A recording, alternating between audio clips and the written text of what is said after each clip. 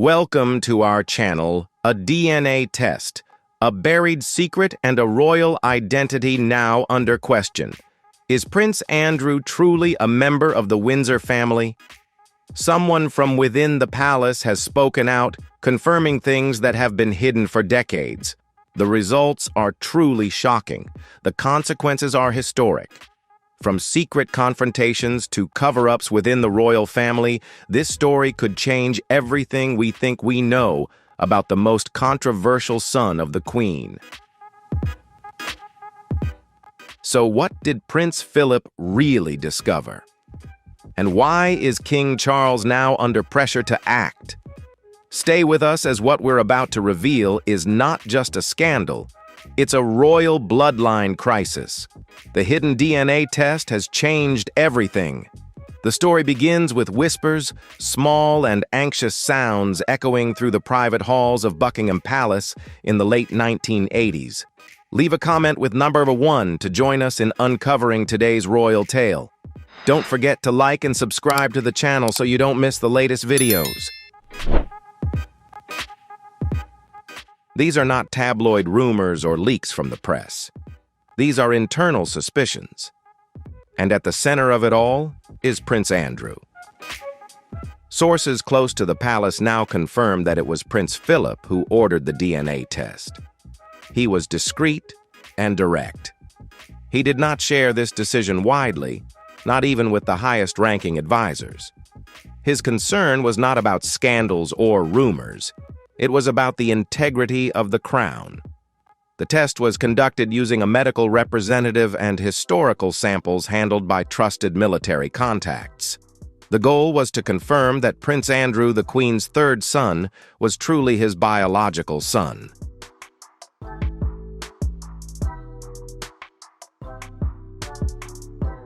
The results were a shock. The DNA didn't match. A palace source later revealed that the issue was not just about Andrew, but about the crown, the lineage, and the bloodline. That was what truly mattered to Prince Philip. This was not just a personal shock. It was an institutional issue, one that could create a crack in the royal foundation, potentially shaking the entire line of succession public trust and the legitimacy of a monarchy built on blood and heritage.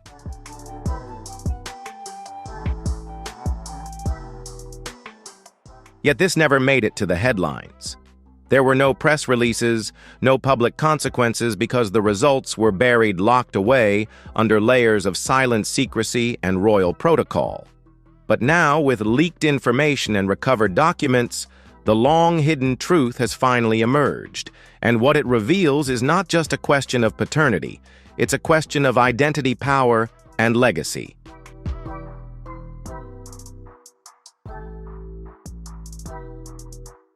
If Andrew is not truly a Windsor by blood, what does that mean for his place in the royal family?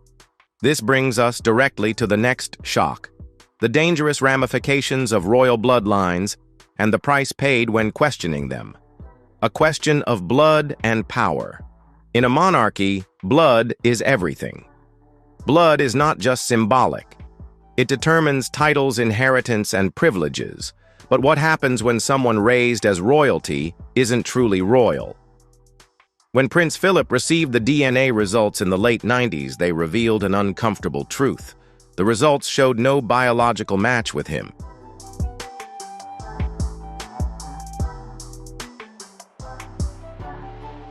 Moreover, a second comparison with Prince Charles's data, conducted quietly to rule out lab error, also confirmed the same result. This not only raises questions about who Andrew's real parents are, but it also casts doubt on his right to the throne, even though he stands far down the line of succession. Andrew, eighth in line, has always carried the weight of royal duties. But if the bloodline is severed from him, who is he truly? Palace staff were reportedly informed in secret. Assistants were warned, do not mention this.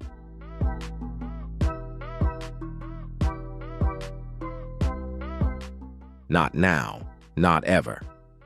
The royal family closed ranks. Silence wasn't a choice. It was a strategy. This isn't about shame, a source explained. It's about protecting the institution. The fewer people who knew, the safer the family was. Because if the truth were revealed, it wouldn't just affect Andrew. It would call into question decades of royal tradition, ceremonies, public events, even the constitutional structure, everything built on an irrefutable bloodline. And behind the scenes, there was another worry. Would this cause the public to question more than just Andrew? The public might begin to ask, what else has been hidden? What other truths have been buried in the name of tradition? So the strategy was simple.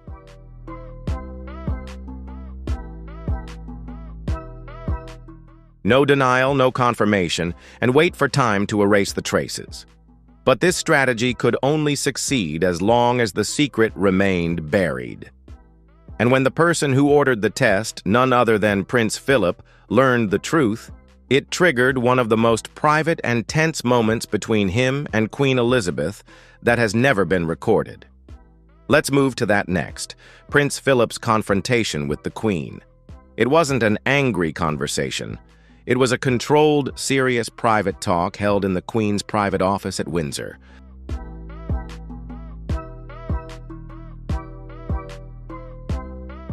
According to sources, when Prince Philip received the DNA results, he didn't hesitate. He approached the Queen immediately. Those familiar with him say Philip was not surprised. He was merely confirming something he had quietly suspected for years. Andrew had always been different. Different in personality traits, energy, but he had never questioned his role until now. When he presented the results, the Queen didn't react emotionally. She simply listened, calm and composed, but clearly affected.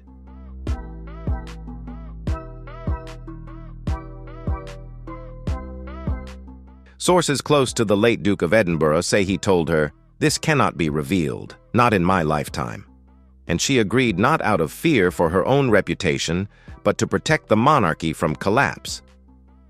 One assistant later recalled the Queen's words that day, "The truth changes everything, but silence does too."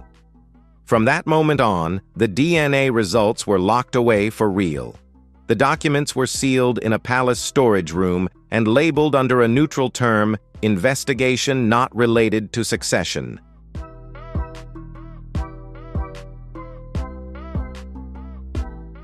The decision was made. No further discussions, no second test, no trace for future historians. According to sources, Prince Philip is said to have never brought it up again, at least not publicly.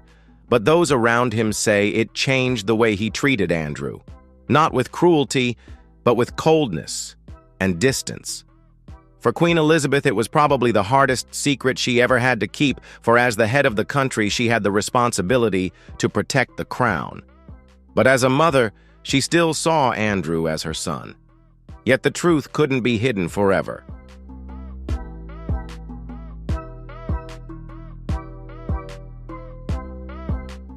And although the Queen and Philip maintained their silence throughout their lives, their absence created a void, a space where secrets became harder to conceal. And it was within that space that the person behind the rumors finally came back into view. The person behind the rumors. He was once simply known as Commander T, a respected naval officer. Decorated discreet, and according to new insider information, he might have been the one to father Prince Andrew. Commander T served alongside Prince Philip in the Royal Navy and was said to be quite close to Princess Elizabeth in her younger years before she ascended the throne.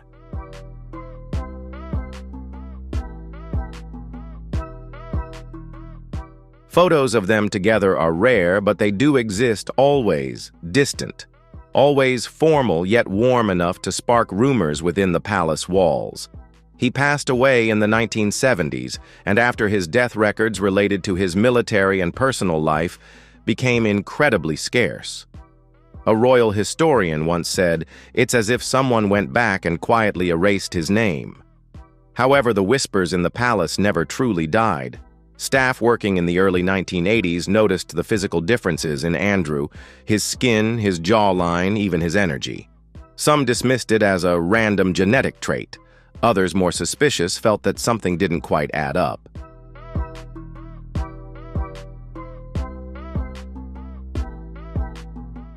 Now, with the DNA results once again brought into the conversation and the name Commander T resurfacing in leaked documents, the speculation has become more weighty. He is no longer just a rumor. One source said he represents a chapter in history the palace never wanted to write. So, is this naval officer truly Prince Andrew's biological father? The evidence still remains unconfirmed. But the silence surrounding his identity speaks volumes, and the timing of these leaks is no coincidence. Because in 2024, the pressure surrounding Andrew isn't just coming from the past, it's coming from his current scandals, making the palace more vulnerable than ever.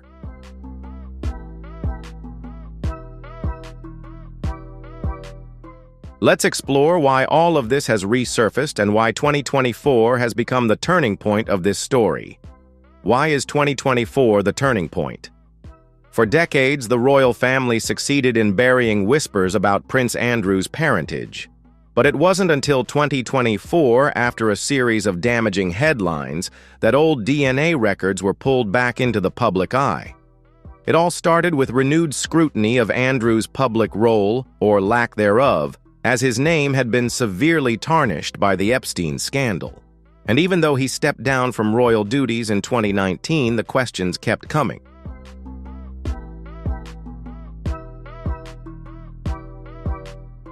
But this time, the questions didn't just focus on his actions.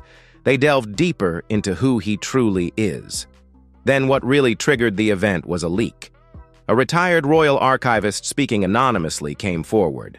They revealed that an envelope sealed and labeled "Investigation Not Related to Succession" had been kept under tight security for years. Inside, according to the disclosure, was the original DNA summary that raised questions about Andrew's paternity. This detail changed everything.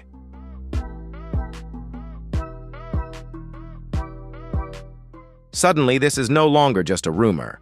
This is documentation. And with King Charles now on the throne and Prince William preparing for a modern monarchy, the royal family stands at a crossroads. Should they protect this secret once more or finally confront it? We had a choice before, the former archivist says. Now we no longer do. People want answers, and the monarchy owes them clarity. With social media exploding, public trust steadily declining, and international media covering every development, 2024 has become the year when silence is no longer enough.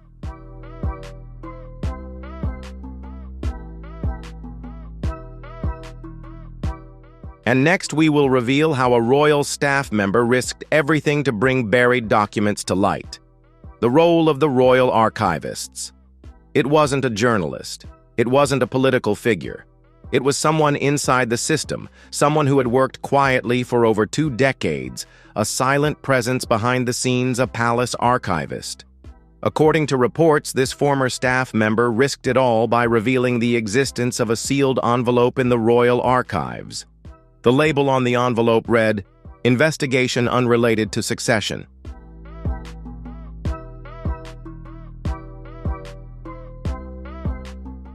Inside, it is believed to be the DNA results that Prince Philip requested to be conducted many years ago. The archivist came forward anonymously, only through a legal intermediary.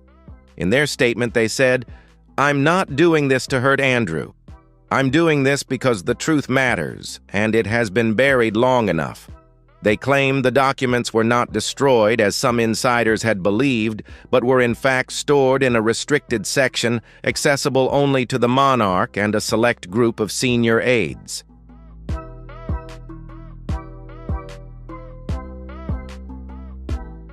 The discovery of the envelope came as a true surprise. The palace is famously strict about controlling sensitive documents. But when Queen Elizabeth passed away and King Charles restructured parts of the royal household access protocols, quietly changed. That's when the archivists saw their opportunity. They didn't leak the documents directly to the press, but they alerted investigative journalists to where they could look. Once reporters began connecting the key dots, it didn't take long for the story to gain traction. And while the palace has yet to confirm or deny the existence of these documents, the silence speaks volumes. So far, there have been no lawsuits, no direct denials, only a quiet panic.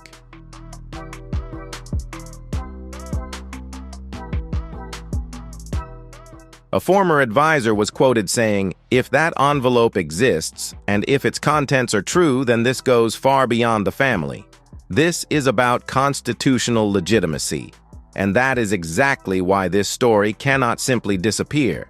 But as the media continues its intense coverage, one voice remains conspicuously absent, that of Andrew. What does he know, and how has he responded? Let's take a closer look. Denial or withdrawal.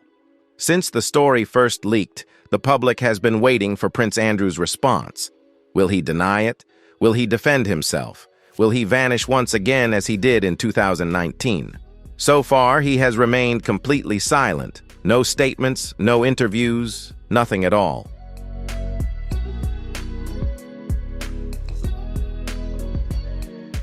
But insiders say this silence hides something far more emotional. A source close to the Duke of York said he was shaken not just by what's being said, but by the fact that this has come back after so many years. Another source revealed that Andrew has known about the DNA test for a long time, and that it has haunted him for decades. Some now believe that the real reason he withdrew from royal life wasn't just the Epstein scandal. It was the looming threat of being exposed from within. Behind the scenes, Andrew has reportedly dismissed the test results as fake and politically motivated, blaming palace politics and internal rivalries. But those around him aren't convinced.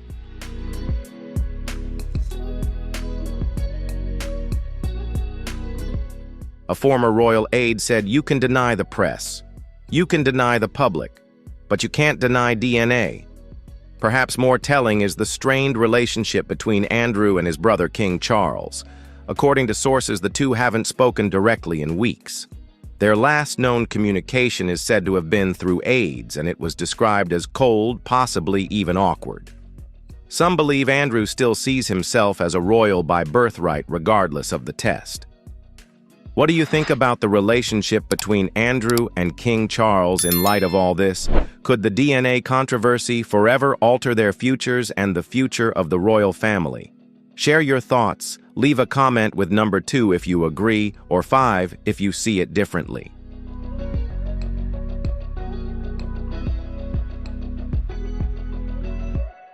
Others believe he is slowly coming to terms with the reality that his place in the family may no longer be a matter of official standing, but one of emotional acceptance. But whether he speaks out or not, the pressure continues to mount, because Charles is not just a brother anymore. He is now the king, and the current monarch has a very different view of what this scandal could mean for the image of the royal family. Let's explore that in the next segment. The quiet, growing fury of Charles. The quiet fury of Charles.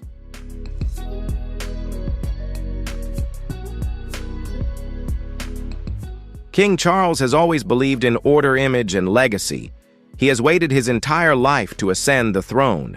And now, as his reign has just begun, a long-buried scandal involving his brother has resurfaced, threatening to destabilize everything he has worked to build.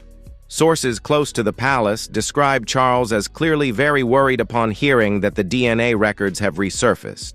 He is not only concerned about Andrew, but also about the public fallout and what it could mean for the legitimacy of the crown. According to a senior aide, Charles told his staff, "This cannot become a public record. Not now."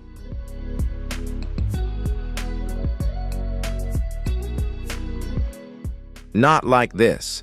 But even as he tries to control the damage, questions continue to arise behind closed doors. One of the biggest questions: why is Andrew still using royal funds? Why does he still hold ceremonial titles despite having stepped back?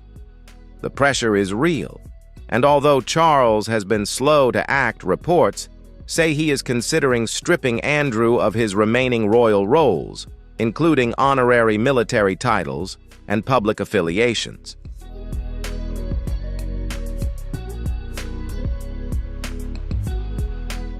Some insiders believe Charles feels personally betrayed, not just by the leak, but by the fact that this secret may have been hidden by their late parents.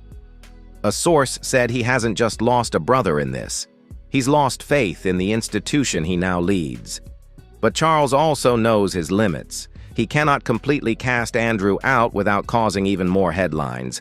Instead, he is moving toward a quieter solution: institutional exile. Less public appearances, less funding, and more silence. Because in Charles's world, silence is not weakness, it is strategy.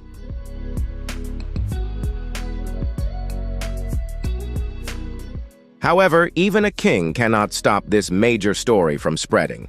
And this story runs much deeper than roles and duties. It questions the very meaning of royal bloodline. Let's explore that next. Royal bloodline and why it matters.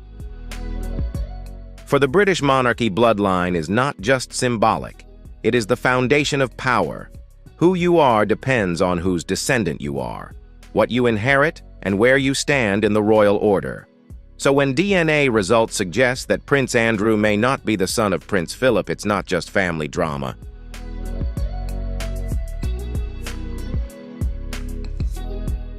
It shakes the entire royal structure to its core. If true, it means Andrew is not biologically a Windsor. And that matters. It matters for historical records. It matters for constitutional legitimacy. It even matters for public funding. Because Andrew's position as Duke of York, his rank in the line of succession, and even the public money he has received all rest on a royal identity that may no longer be valid. A royal historian has explained this.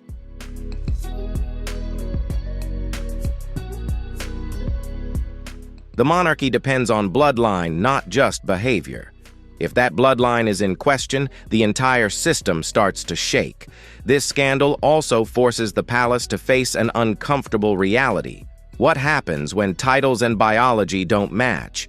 Do you strip someone of their title, rewrite history books, or do what the royals have always done, hide it and move on? So far, it seems the palace is choosing the latter. But there's one detail that complicates everything even further. The Queen's personal decision before her passing. A choice that may have protected Andrew's title, even as the truth threatened to erase it.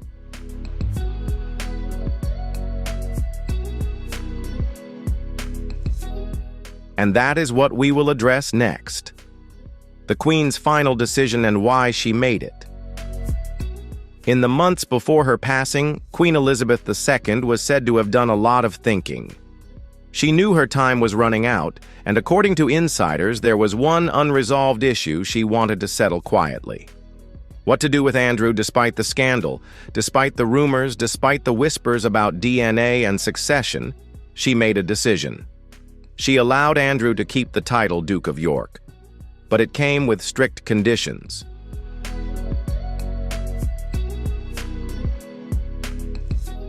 No return to full royal duties, fewer public appearances, and permanent financial cutoff. She is said to have told her aides, "He is still my son." That doesn't change. It was a decision made from the heart, but also a strategic one. Stripping him of his title would have sparked a media storm. Leaving it quietly allowed the monarchy to maintain control of the narrative. There are still some within the palace who disagree. One palace official described the move as a cover-up, believing she placed her love as a mother above her duty as a queen.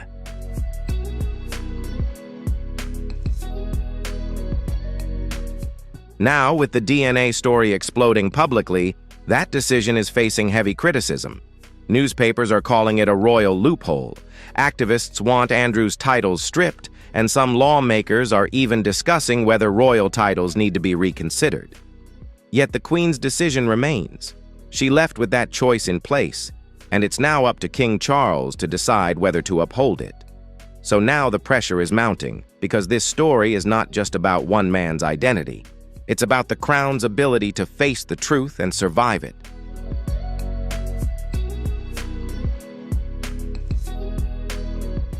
Public outrage meets public apathy. As the story broke, the internet exploded and the nation divided. Some are angry, others barely surprised. But one thing is clear, everyone has an opinion. Within hours of the leak, hashtags like Andrew DNA, but naughty Windsor and royalties began trending worldwide. Broadcasters couldn't stop discussing it. Podcasts devoted entire episodes to the topic, and social media erupted with every theory under the sun, from secret relationships to royal cover-ups, and even hints at rewriting the line of succession.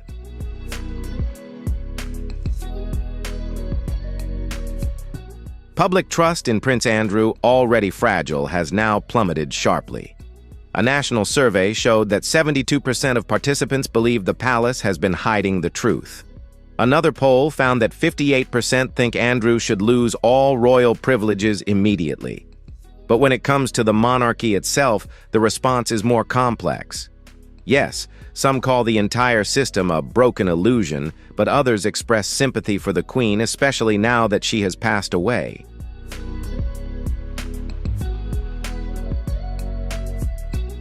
She did what she thought was right for her son for the crown. She chose between chaos and control, wrote a royal commentator. Interestingly, young people online seem more concerned with the emotional burden than the scandal itself. Many wonder how this will affect Andrew's daughters, Princess Beatrice and Princess Eugenie.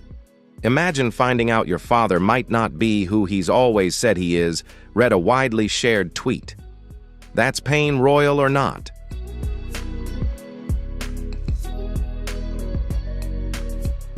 The palace has yet to issue an official response, but insiders say the current plan is to say as little as possible for as long as possible.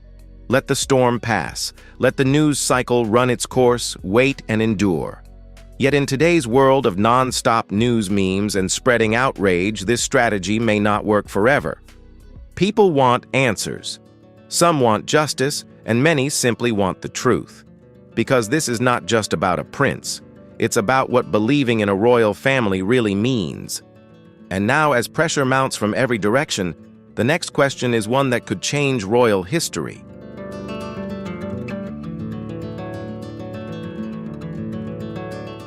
Will Prince Andrew actually lose his titles? Could Andrew lose his titles? It sounds almost unbelievable. A man born into royalty, raised with a title, photographed alongside national leaders and heads of state, might now be stripped of it all. But according to many legal experts, not only is it possible, it may already be on the table for discussion. Currently, Prince Andrew still holds the title Duke of York, granted to him by the Queen in 1986. He also retains his title as a British prince by right of inheritance.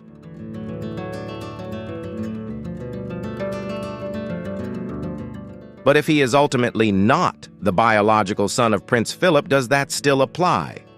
Legally, the issue is quite ambiguous.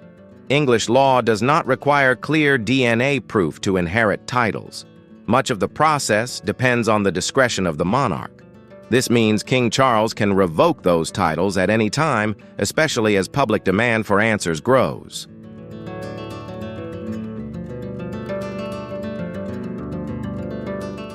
Prince Andrew has previously lost honorary military roles and was banned from representing the crown at official events. But these were light removals, not formal revocations. Now, with the DNA results leak spreading and increasing pressure from politicians, whispers of a constitutional discussion are quietly taking place behind closed doors. Some insiders believe Charles hesitates to take official action, not because he supports Andrew, but because he fears it could set a precedent.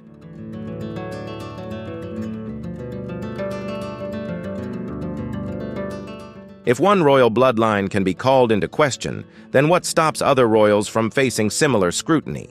But even without legal changes, Andrew's future looks bleak. Many charities have cut ties. Public support has vanished. And most importantly, the palace no longer speaks on his behalf. The monarchy is a game of image, a royal observer said. And right now, Andrew is the image of everything the monarchy wants to leave behind. If Charles decides to formally strip Andrew of his titles, it would be a historic move, something unseen since the time of King Edward VIII.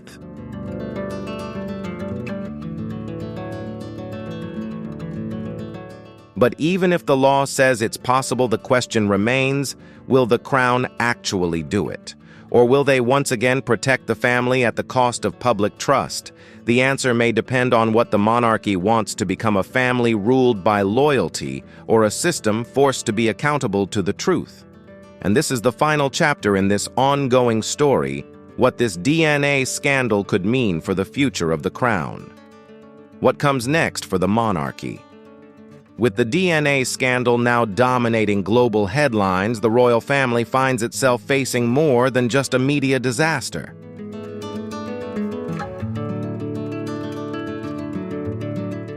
They are facing a choice between tradition and transparency, between silence and survival.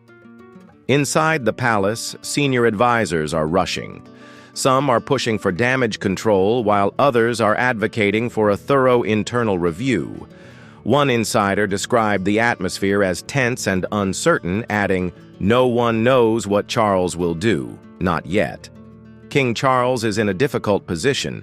He must protect the monarchy, but also safeguard its future. And with Prince William watching closely, the pressure to set a modern tone has never been greater. This is a test.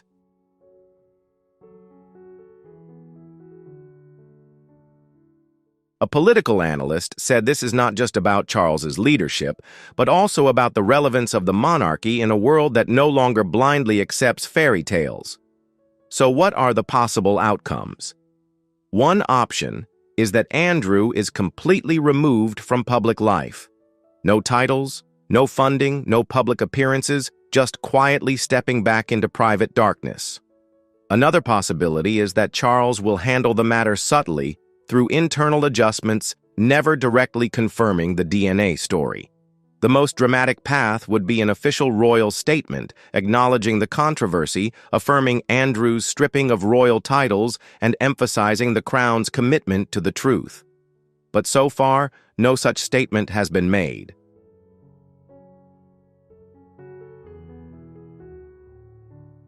And until that happens, speculation will continue and trust will keep declining. What is clear is that the crown has entered a new chapter, a chapter where secrets are no longer buried, where silence no longer protects power, and where bloodline, once the source of royal strength, may now become the greatest threat. This DNA scandal has not only changed how people view Prince Andrew, it has changed how people view the monarchy.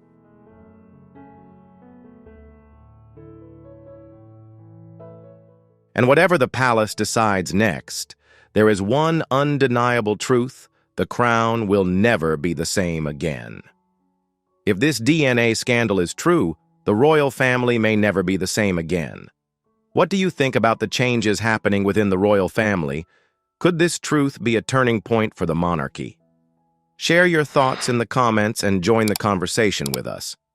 Don't forget to like, subscribe, and hit the notification bell to stay updated on the surprising developments ahead.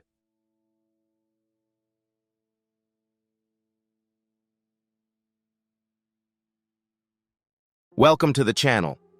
Today we're diving into a deeply emotional moment that left many in tears. In a heartfelt conversation, King Charles revealed a shocking truth about Prince Harry's real mother, leaving him unable to hold back his emotions. What exactly happened during this special meeting? Stay tuned to uncover the secret behind Prince Harry's tears and the story that's never been told before. Have you ever heard any rumors about the British royal family? If yes, drop a 1 in the comments. If not, leave a 0. Enjoy the video to uncover this shocking secret, and don't forget to hit that subscribe button to support the channel.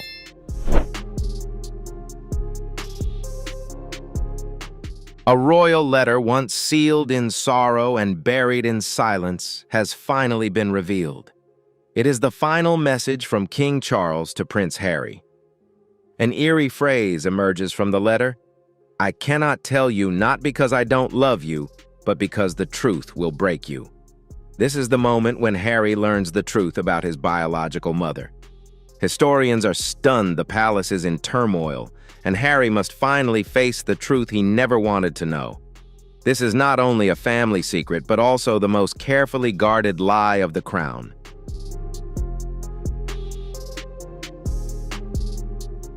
The words in the letter shattered everything.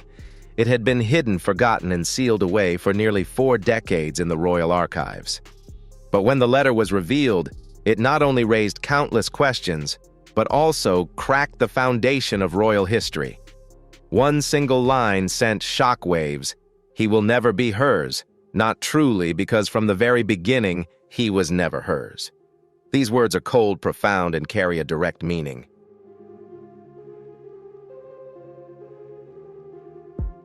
Historians quickly dated the letter to the mid-1980s when Prince Harry was still a child, around 1985 or 1986.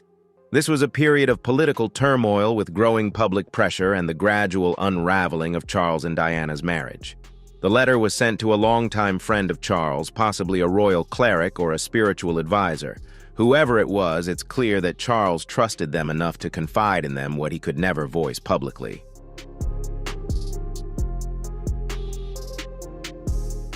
Now, as the palace refuses to comment, the mystery deepens. Why was the letter concealed? Why was it made public at this moment?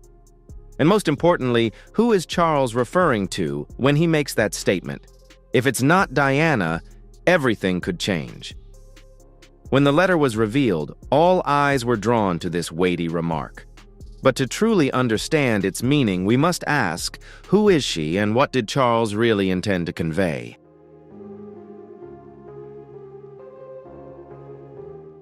The phrase, "he will never be hers," may sound simple, but in the secretive world of the royal family, nothing is ever that straightforward. The question that now haunts everyone is, who is Charles referring to and why say this at such a moment of crisis? Some believe this refers to Diana, but historians argue otherwise. They suggest the language in the letter could hint at something far more complex. Perhaps a surrogate, a secret third party, or even a biological mother unknown to the public.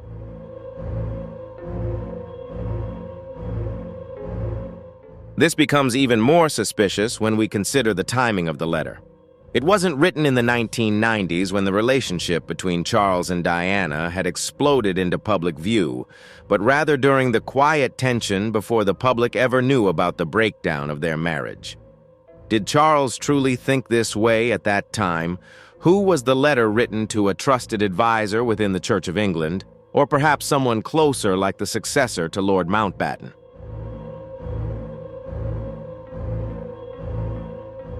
Some within the palace claim that this was not a slip of the tongue, but a deliberate and emotional decision. The words in the letter have caused historians to rewrite the royal family's timeline. This leads them to wonder whether this is an early confession of something far larger than we had ever imagined. Could this be the royal cover-up that has persisted for years?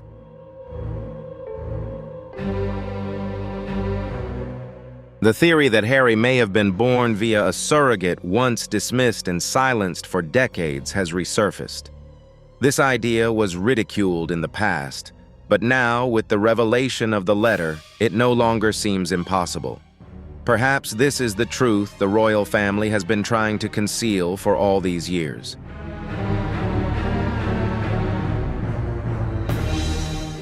The words in the letter have changed everything suddenly. What was once unthinkable now not only makes sense, but also seems far too fitting. In the early 1980s, Diana was hospitalized several times under vague circumstances, officially due to stress or private health issues. However, insiders now reveal there were discussions concerning her fertility concerns. Quiet conversations between doctors, aides, and royal advisors. If Charles and Diana were as estranged at that time as many suggest, and a public heir was needed, could the crown have arranged for a surrogate behind closed doors?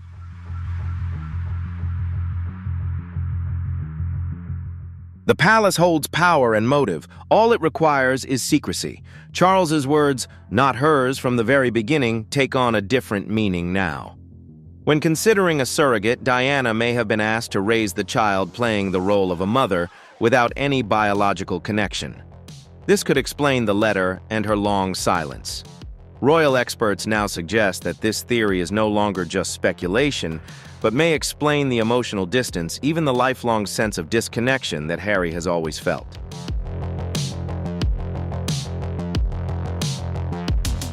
If this theory holds true, if Diana is not Harry's biological mother, what would this mean about the woman we thought we knew?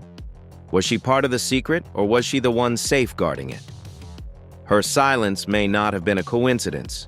It could very well be the entire essence of Princess Diana's silence. Diana was known for her love, compassion, and devotion to her sons. But when it comes to Harry, that love now raises an emotional question. Was she his biological mother, or was she the protector he chose to have?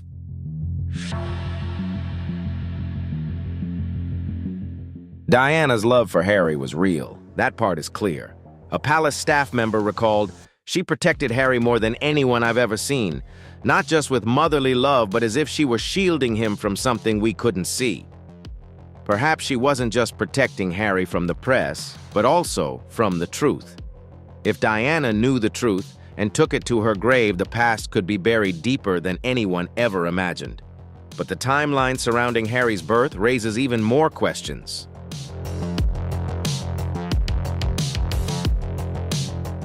Harry's birth in September 1984 led the public to believe that Diana and Charles were a young, smiling royal couple fulfilling their duties.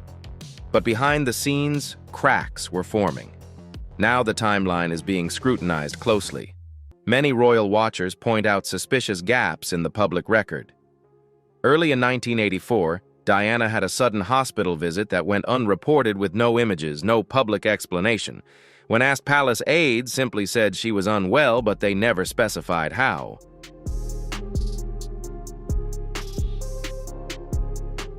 Then there is the question of James Hewitt, long rumored to be Harry's father. Hewitt has always denied this, claiming he only met Diana after Harry was born. That may be true, and in fact it supports a much deeper hidden story about Harry's origins, perhaps not about the father, but the mother. Currently, many royal archives from the 1980s are being reviewed, and there are quiet reports suggesting that some documents may have been replaced or altered with dates around the time of Harry's birth.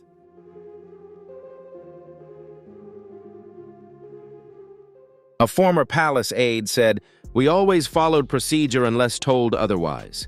It's possible that in the past the royal family requested the alteration of certain documents to conceal the truth in order to protect the reputation of the family and avoid questions about Harry's true origins."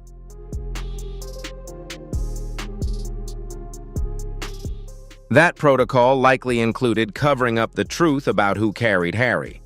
As these documents are quietly reviewed, a rumor resurfaces. Has Harry ever had a DNA test? Did he want answers but never received them? The next layer of this royal mystery could lie in something very small yet incredibly powerful.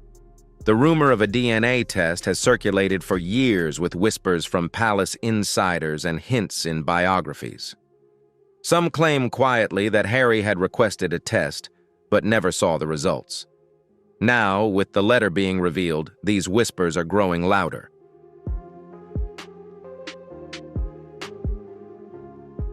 Some say a private test was conducted in the early 2000s, quietly carried out at the royal labs. A former security staff member claims that a sealed envelope was sent to Clarence's house. No one knows what happened after that. Did Charles see the results? Did Harry ever see them? If the results were concealed, it raises a troubling possibility that someone was trying to protect not only the monarchy, but also Harry himself.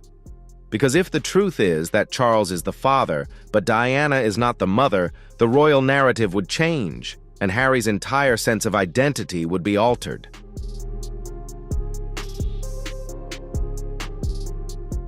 However, there is another possibility. Charles's letter may have never been meant to confirm anything, but merely to sow enough doubt to create an emotional distance, a quiet way of saying, "I know, and I cannot change that."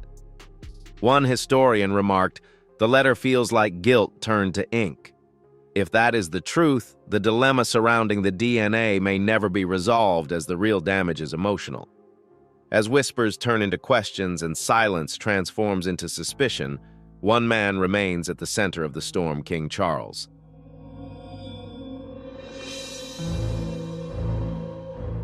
Because if this story is about Harry's identity, it is also about the secret of a father and perhaps the hidden anguish he carries, the hidden pain of King Charles. Charles has always appeared calm and controlled, but beneath the rigid upper lip and royal tradition lies a man who bears a profound personal burden. The letter now brought to light is not just a historical footnote, but perhaps the rawest glimpse into the inner turmoil of Charles we've ever seen. He will never be hers. Not truly, because from the very beginning he was never hers. Read that line not with doubt, but with sorrow. What if it isn't meant to be cruel, but is in fact a confession?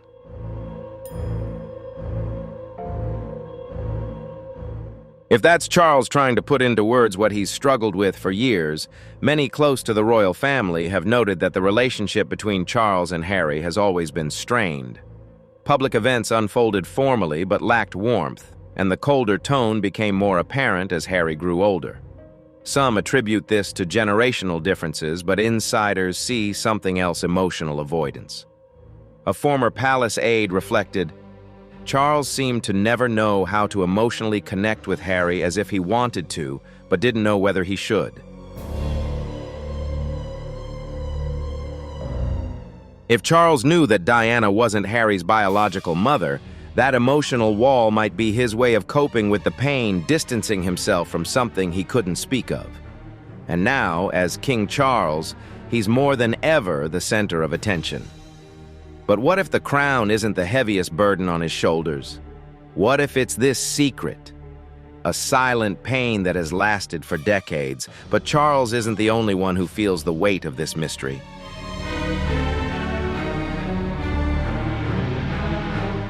What do you think about this secret? Is King Charles hiding a painful truth about Harry? Drop your thoughts in the comments and let us know if you were Charles, would you keep this secret or reveal the truth? Don't forget to hit like and share this video.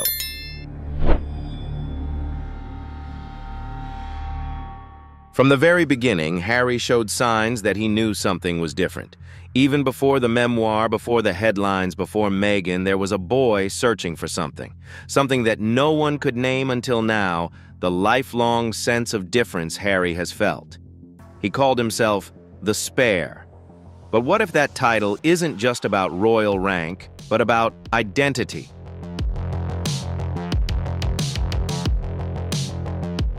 From childhood to adulthood, Harry seems to have always lived in the shadow of something undefined. Now the final pieces may be falling into place in the reserve. Harry described feelings of isolation, of being lost even in his own home, not just in the media, but at family dinners during royal tours and in private moments that should have been warm. A family friend once said, "He laughs the loudest but also seems the loneliest."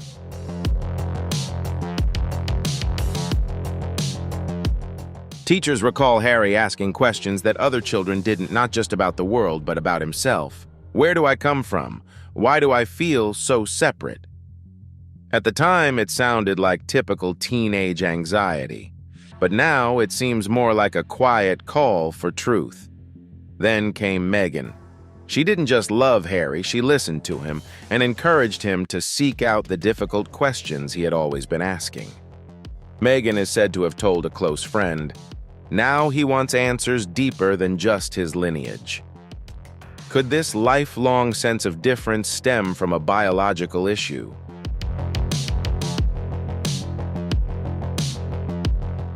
If Harry was raised by a mother who wasn't truly his, and has felt that something has been missing throughout his life, then the pain we see isn't rebellion, it's instinct. If Harry's instinct is telling him the truth, then the silence from the palace becomes deafening. While Harry and Meghan search for answers, Buckingham Palace is doing the opposite, fumbling behind closed doors, consulting legal teams, and preparing to manage the fallout. What are they truly afraid of? The silence of the royal family, their fear. The letter has been revealed, the timeline is unraveling, and Harry's questions are louder than ever.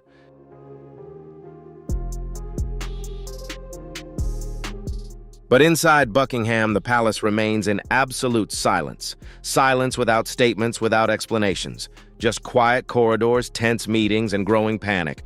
Behind that silence, insiders say it's fear. Why? Because this isn't just about one letter. It's about what else could be out there. A royal source confirms that a private crisis management team has been reactivated, similar to the team used during Meghan and Harry's interview with Oprah. Their new task: to control leaks, manage the fallout, and uncover the original documents. There are whispers now that more letters may have been sent to Diana, to William, or even to Harry himself. If just one more document surfaces, it could be a disaster, not only emotionally but legally, as questions about inheritance titles and royal succession laws could be raised.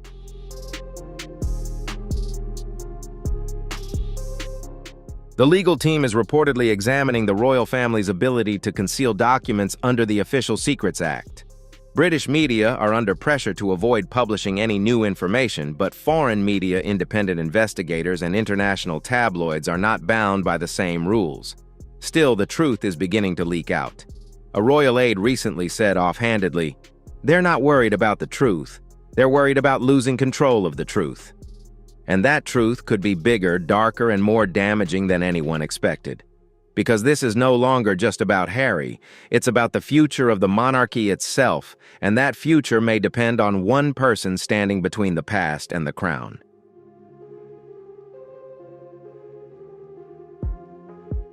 Prince William has known the truth. He has kept it hidden all these years. But if he knows and remains silent, then it's no longer just a family secret. It's a betrayal that could tear them apart forever. The pressure of knowing this truth, Prince William, the heir and the face of the modern monarchy, has been raised from birth to lead. But after this letter, his silence is beginning to attract attention and suspicion. Because if this secret was known within the palace, William may have known for a long time.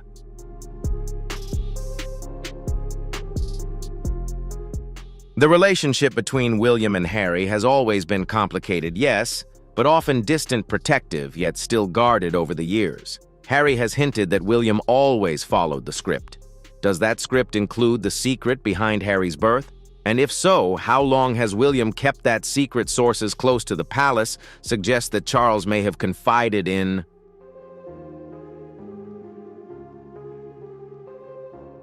William as he reached adulthood, likely during the time Harry began to rebel against royal duties. An insider revealed that there were serious conversations between father and eldest son, and after those conversations, William changed. He became colder and more guarded. If William knew why, didn't he tell Harry loyalty to the monarchy, perhaps out of fear of the consequences? Or did he believe that protecting the crown was more important than protecting the truth about his brother? Now, with this letter being made public, William's silence could be seen as a betrayal not only to Harry, but also to their brotherly relationship.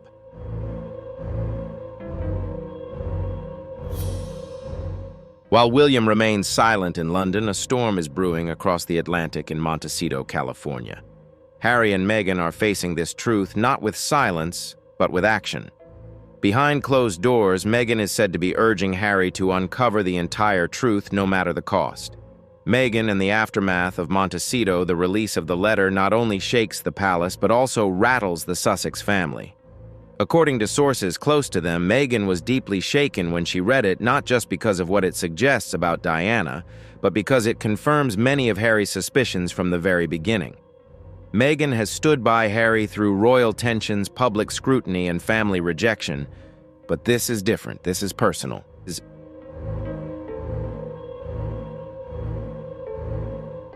Friends of the couple say that Meghan is now encouraging Harry to go further, consulting legal experts, reaching out to historians, and even pursuing a second memoir focused entirely on identity. An insider in California reveals that they are looking into private DNA experts.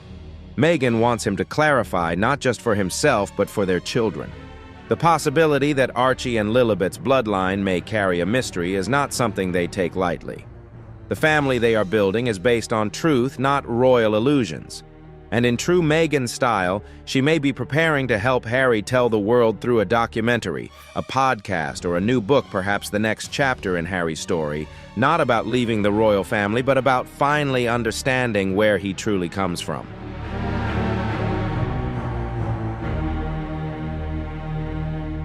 As Harry digs into his past, one figure remains hauntingly silent: the late Queen Elizabeth II. The woman who reigned through wars, scandals, and abdications. Did she know the truth from the beginning? And if she did, was she protecting the monarchy, or was she shielding Harry from something he still couldn't handle? What did Elizabeth know about Queen Elizabeth II, the final gatekeeper of royal secrets for over 70 years? She balanced duty with discretion, but when it comes to this letter and the secret, it suggests that her silence might be the most telling clue, revealing much more than those closest to her ever imagined.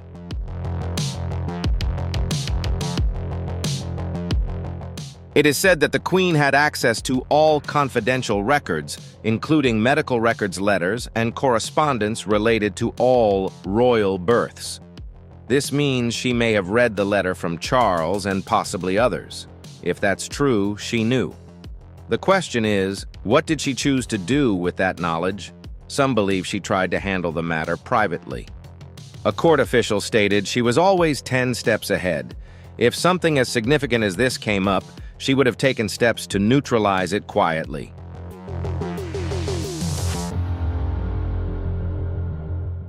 Did her sudden gesture of peace drive the negotiations with Harry in her final years as goodwill?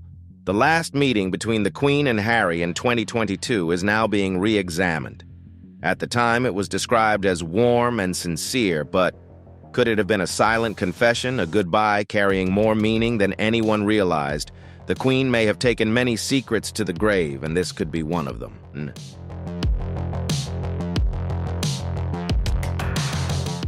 Even if the Queen knew and said nothing, the question now haunting the monarchy is, if Diana is not Harry's mother, what does that mean for the royal bloodline?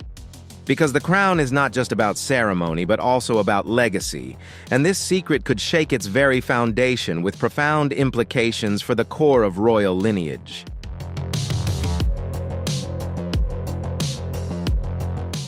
If Diana is not Harry's biological mother, the consequences go far beyond their personal pain.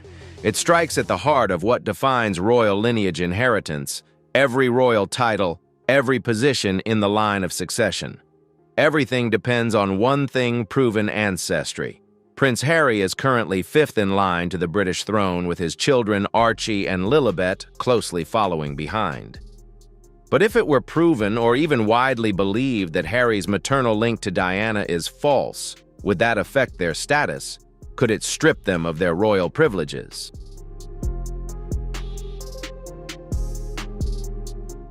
Legal experts say this could be a serious possibility. Constitutional scholars argue the monarchy is built on an unbroken line of descent. If that descent is altered or questioned, its legitimacy is too. It would open the door to challenges against Harry's past roles, military titles, dukedom, even his royal title. Some now believe this could be why Charles quietly began stripping titles years ago, not out of anger, but to control the fallout from this theory. There is also another perspective on why Archie and Lilibet didn't receive the HRH title when they were born. At the time, it seemed like a punishment, but what if it was a precaution, a way to avoid future legal battles?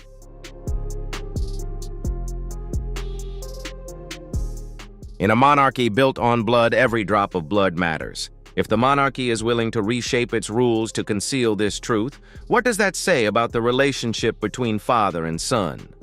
Because for Harry, this has never been just about status. It's been about love, trust, and a father who may have chosen silence over connection. As the world absorbs the weight of this revelation, one truth becomes undeniable. Nothing in Prince Harry's story has ever been simple, not his childhood, not his rebellion, and certainly not the question now hanging in every royal hallway: who is Harry's biological mother?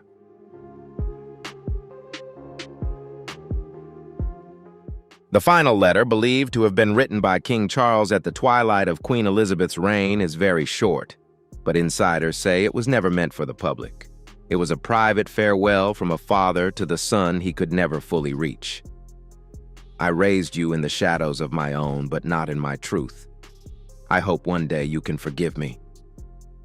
Just that one sentence sparked a storm. Behind the palace doors, legal teams are reportedly working to locate and protect any remaining documents from that era.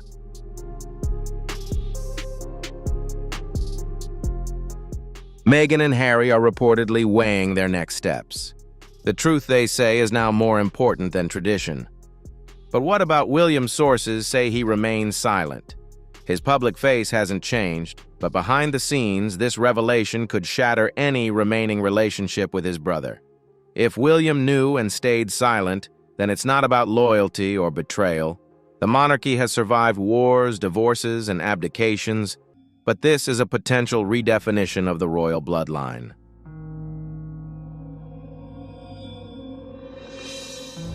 In the end, titles no longer hold meaning when trust is lost. As Harry stands on the brink of truth and legacy, one question remains. Will he stay silent to protect the crown, or will he finally speak out to reclaim his story? One thing is certain, the truth has been exposed and the crown will never be the same again.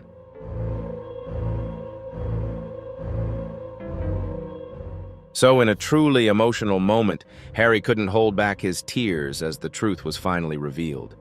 Could this be a turning point in his life and his relationship with the royal family? Don't forget to share your thoughts in the comments below and hit that like button if you found this story shocking. Be sure to subscribe to the channel so you won't miss out on more royal secrets. Thanks for watching, and we'll see you in the next video. Welcome back to the channel. Shocking news has just broken out in the UK. Parliament has just passed an emergency bill aimed directly at Meghan Markle after she was accused of illegally using the titles of Prince and Princess for Archie and Lilibet. This is considered an unprecedented challenge to royal law, and now Meghan is not only facing public outrage, but also the risk of being summoned to court. Let's take a closer look at this dramatic confrontation right now. Do you think Meghan Markle is being treated too harshly and unfairly? If so, please comment 1. If you think the Parliament's actions are reasonable, please comment 0 to let me know. And now enjoy the video, and don't forget to leave a subscribe to support the channel.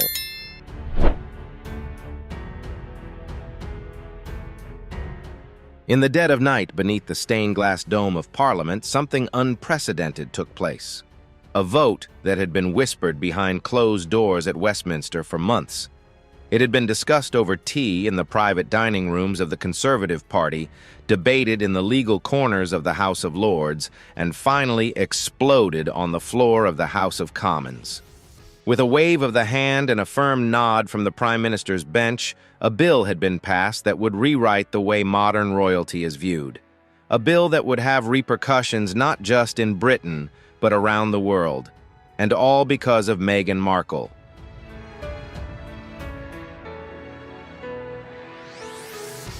Yes, it was Meghan who walked down the aisle to join the House of Windsor. It was Meghan who once represented the fresh face of the modern monarchy, hailed by some as the future of royal diversity, who was now accused of misappropriating royal titles. Titles not for herself, but for her children. The misappropriation was not just in private family circles, but was also allegedly present on public platforms, legal documents, business ventures, and branding efforts far beyond the United Kingdom. The outrage was not just about what she did. It was about what she challenged: centuries of royal structures, sacred traditions, and legacies protected by law.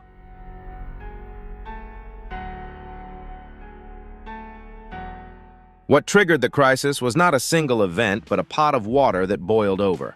Over the past year, more and more critics and analysts have raised eyebrows at the way Meghan and Prince Harry have presented their two children, Archie Harrison and Lilibet Diana, in digital statements, media interviews, school applications, and even promotional materials tied to charitable endeavors.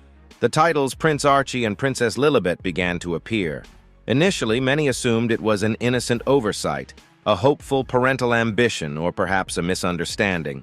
This is because the rules around royal styles and titles are often fluid and easily misinterpreted, especially for children born outside the direct line of succession.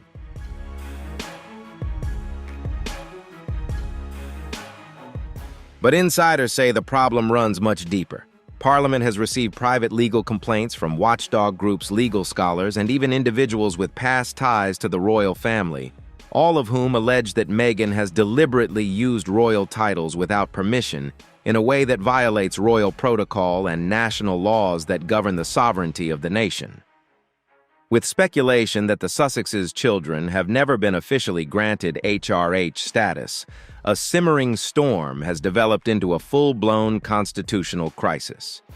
The bill, known as the Royal Titles Integrity and Protection Act, is unlike anything modern Britain has ever seen.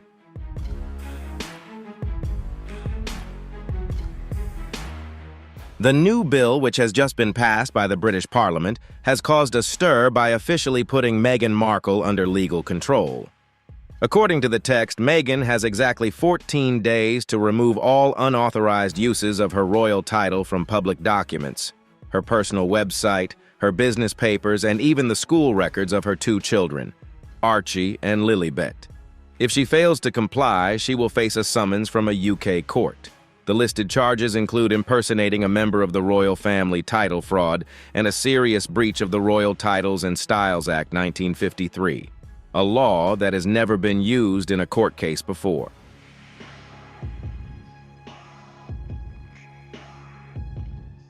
To understand how things have become so tense, we need to look back at the chain of events that has led to this unprecedented confrontation. Meghan, who was once greeted with a fairy tale wedding, now faces criminal charges in her own country.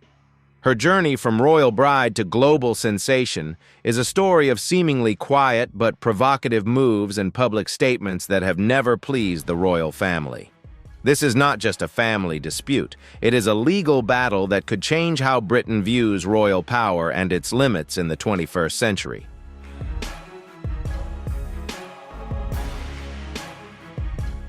The story of Meghan and Harry's departure from royal duties has been well documented, but the story of what happened next, the quiet battle over identity titles and legitimacy, is still unfolding. Why do titles matter so much? To most people, especially outside the UK, they may seem purely ceremonial, an outdated relic, a crown and a name. But in the UK and the wider Commonwealth, titles are more than tradition. They are titles established by law conveying constitutional authority, royal inheritance, and access to the mechanisms of the monarchy.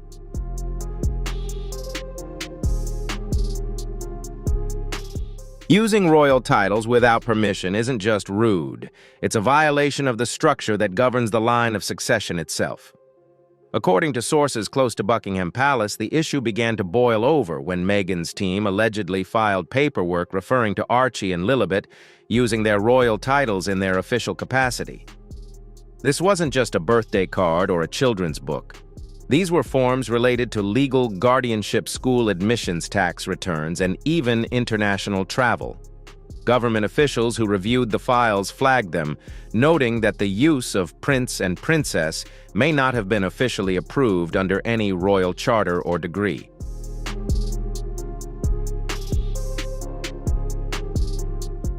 But what really escalated the situation was the digital footprint.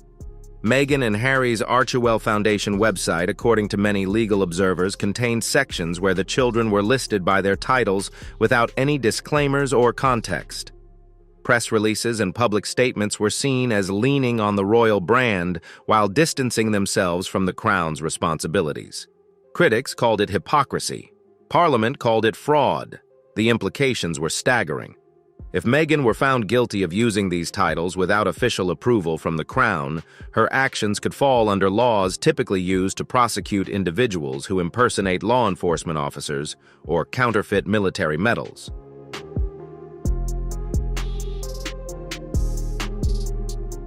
This is more than just a slap on the wrist. If found guilty under the new bill, Meghan Markle could face significant fines and be forced to publicly correct false statements about her royal title.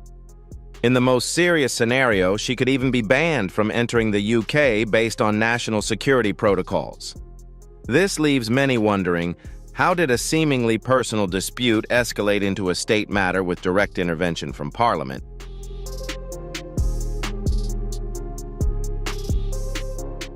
What do you think about Meghan Markle's decision to give Archie and Lilibet titles without permission, causing the British Parliament to be angry and pass a bill against the Sussexes? If you support the decision of the Parliament, comment number 2, and if you side with Meghan and Harry, comment number 5. Enjoy the video, leave a sub to support the channel, and turn on the notification bell so you don't miss the hottest developments about the British royal family.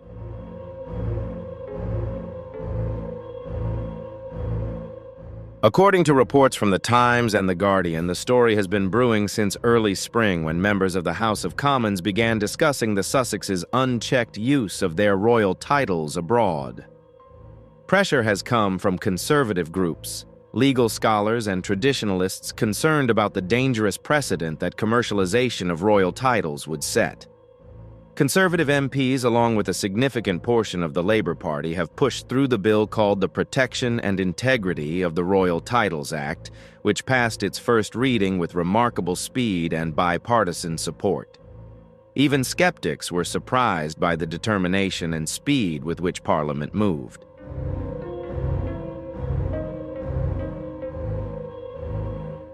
Within 72 hours, the bill had passed its third reading in the House of Commons and had the backing of the House of Lords. Chancellor Rishi Sunak signed it into law without delay, making it clear that this was not just a royal matter, but also a matter of national identity and legal sovereignty. Behind the scenes, however, the palace is said to be divided.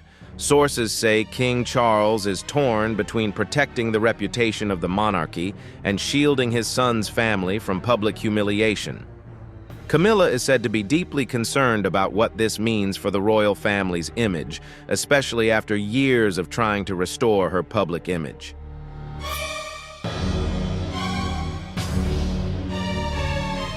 Prince William, on the other hand, is said to have quietly supported the move as a way to strengthen the crown's authority and cut off what he sees as dangerous brand manipulation.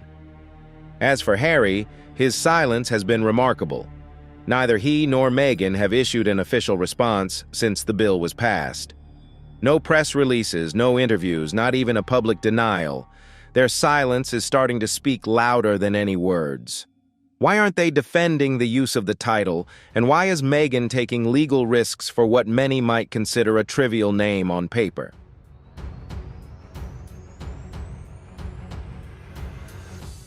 The answer may lie in the lucrative branding power that comes with being a royal, especially in Hollywood.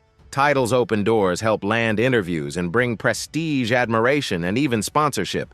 For a woman whose life revolves around media deals, children's books, and social engagements, the words prince and princess carry a marketing heft that few other terms can match. But British law is not concerned with American-style branding, and the monarchy especially now seems unwilling to let symbol overwhelm structure.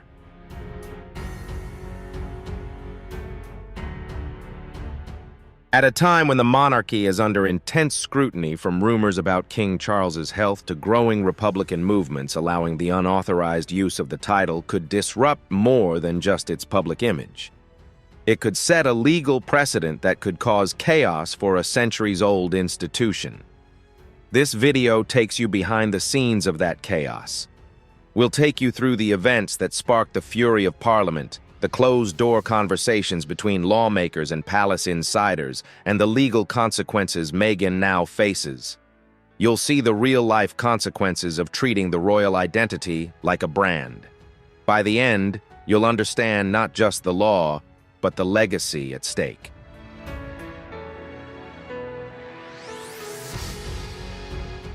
The first real crack didn't come from a dramatic court filing or an eloquent speech in Parliament. It came quietly via a seemingly innocuous social media update posted on the Archivist Foundation's website. Tucked into a message celebrating Lilibet Diana's birthday, a line caught the attention of keen observers.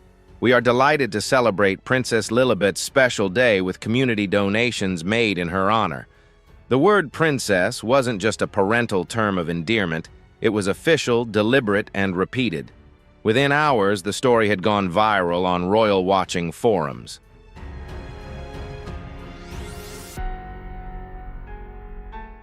Was it an honest mistake, a deliberate PR stunt, or a more calculated move? For many in Britain's ruling circles, this was more than just a branding strategy. It was a red line that Meghan Markle had finally crossed. The phrase title fraud began to appear frequently in the media and on social media. Retired civil servants, constitutional scholars, and royal law experts began to comment publicly. At the same time, many former royal aides whispered to the press that Meghan's use of royal titles for her children had been a simmering concern at Buckingham Palace for more than a year.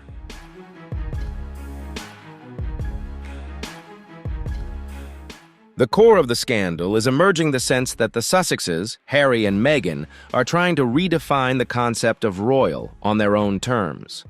Since stepping back from official royal duties in 2020, the couple have never really left the limelight.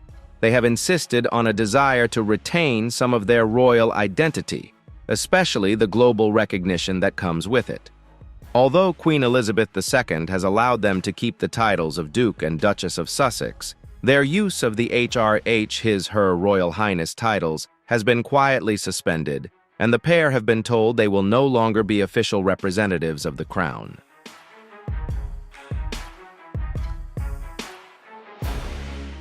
What followed was a complex dance between respecting the institution and exploiting its presence. Meghan and Harry launched multi-million-dollar content deals, published memoirs and children's books, and spoke at global summits. They carefully cultivated a hybrid identity, no longer working royals, but still close enough to the royal family to attract attention on the world stage. For months, the strategy worked. The Archwell Foundation attracted high-profile donors, and their Netflix documentary series broke records. Invitations to the Met Gala and other elite events quietly trickled in.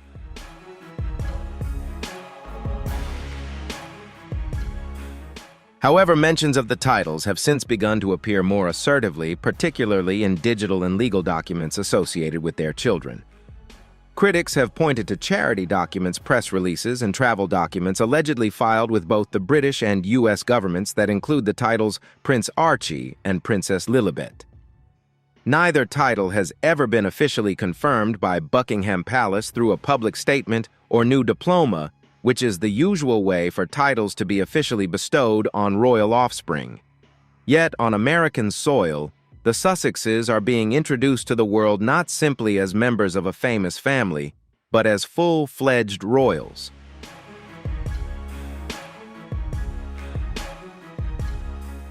Schools reportedly listed them by title on admissions documents and even tax forms, and legal documents related to California residency reference the titles. What was once subtle became unavoidable. The situation became serious when British reporters discovered a legal document attached to a U.S. trademark application. The document, allegedly filed by a representative of the Archewell organization, referred to Her Royal Highness Princess Lilibet Diana of Sussex in a section related to branding and publishing. For many royal experts, this was irrefutable evidence as it tied the title to commerce.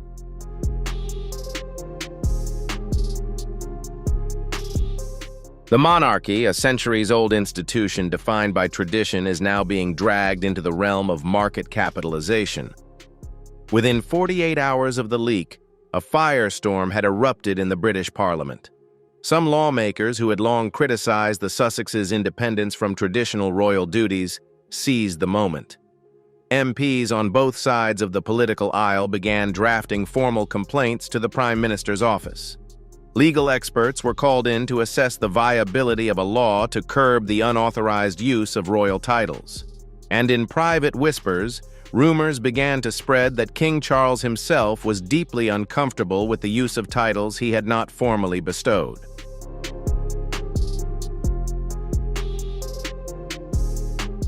The issue is not just about branding. It goes to the heart of what the monarchy means to the British public. If a former royal can bestow titles on their children outside the authority of the crown, what stops others from doing the same? Could any descendant of a royal simply declare their child a prince or princess? Could someone marry into the family, abandon their duties, and still claim the prestige of royal lineage for their children? For some in Parliament, that possibility represents a constitutional collapse. At the heart of the outrage is the idea that royal titles are not decorative.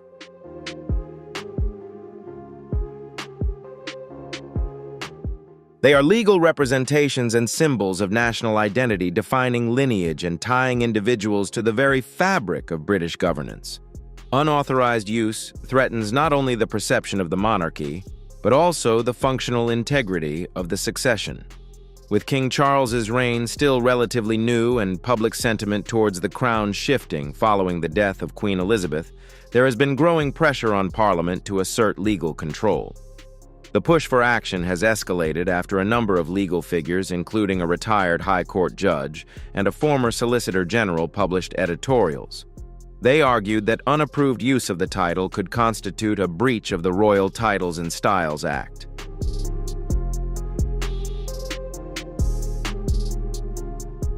That law, originally designed to protect the dignity of royal titles, has not been invoked for decades. But now the legal precedent is being revisited, and lawmakers see an opportunity to make a historic stand.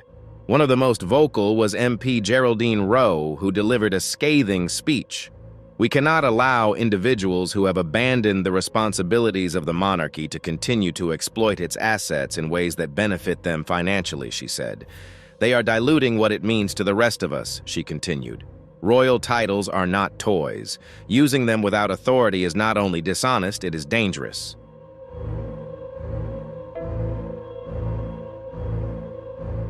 What followed was a wave of bipartisan support. MPs from across the political spectrum issued official statements calling for immediate action.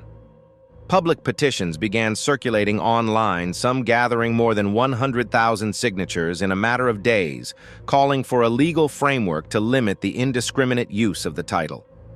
The media began calling it the Markle Clause, a tongue-in-cheek reference to the proposed new law.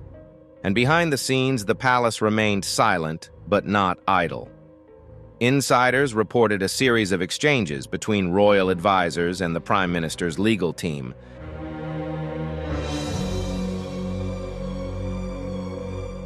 A senior aide to King Charles is said to have been involved in drafting early versions of the bill. He helped define language that would protect the interests of the monarchy without inviting accusations of political interference. For the first time in decades, the Crown and Parliament appear to be acting in unison. Meanwhile, Meghan's team has remained remarkably silent. There have been no rebuttals, no interviews, no legal filings challenging the allegations. This lack of response has only added to the public perception that something serious is going on behind the scenes.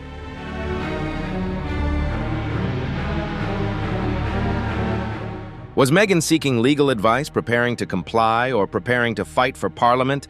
The lack of cooperation cemented its decision. The time for debate was over. The time for action had arrived. And so, late on a Monday evening, the Royal Titles Integrity and Protection Act was introduced to the floor of the House of Commons. Within days, it had passed through its early stages, and by the end of the week, it was on the brink of becoming law. The tipping point had arrived.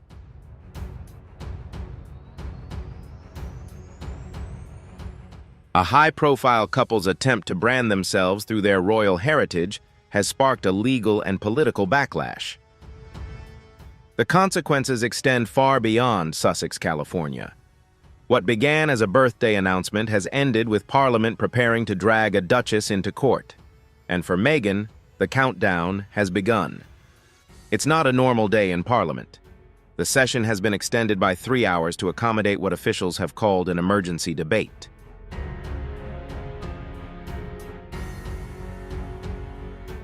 The subject had not initially appeared on the public agenda. The sudden inclusion of the Royal Title Protection and Integrity Bill sent shockwaves through the media and political establishment. Journalists, accustomed to predictable discussions of tax policy and infrastructure spending, were scrambling to cover it. It was perhaps the most explosive piece of royal-related legislation since the abdication crisis of 1936. The Speaker of the House of Commons entered with a frown on his face, his gavel coming down harder than usual. He called for order as murmurs spread through the chamber.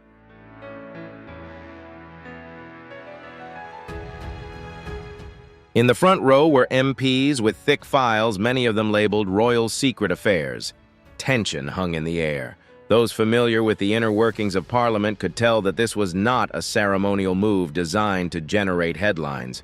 This was a serious matter, and there was a sense in the chamber that something had gone too far. The institution of the monarchy needed to be protected through legislative action. As the formal debate began, the bill's sponsor, Conservative MP Jonathan Aldridge, stood up to speak.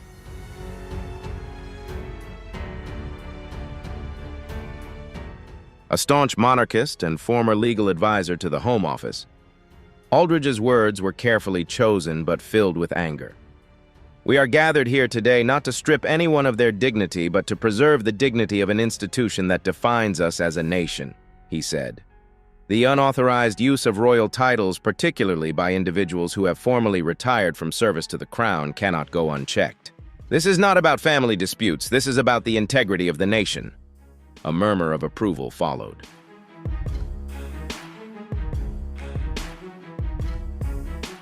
On the opposite bench, Labour MP Saffron Woodgate stood next.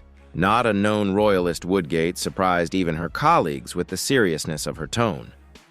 "I have disagreed with the monarchy more times than I can count," she said, "but I agree with this bill. What Meghan Markle has done is not merely crossing a cultural boundary. She has crossed a legal boundary. And if we do not act, we are signaling to the world that Britain's most sacred institutions are open to commercial exploitation."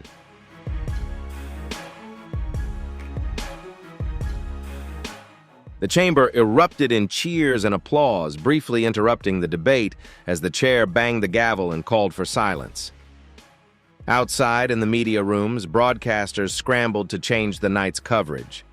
BBC analysts whispered into earpieces while Sky News tweaked graphics mid-air. What started as speculation turned into a historic moment. Opposition to the bill was surprisingly thin. A few MPs expressed concern about targeting a former royal who was now a public figure abroad.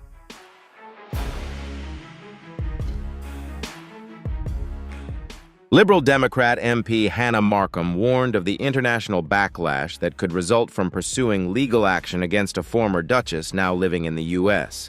"Let us be careful not to make martyrs of those who still want to reconcile with this country," she pleaded. But her words were met with tepid applause, quickly drowned out by a rebuttal from a Scottish National Party MP who reminded the chamber that reconciliation begins with accountability. The frustration was consistent across the party lines.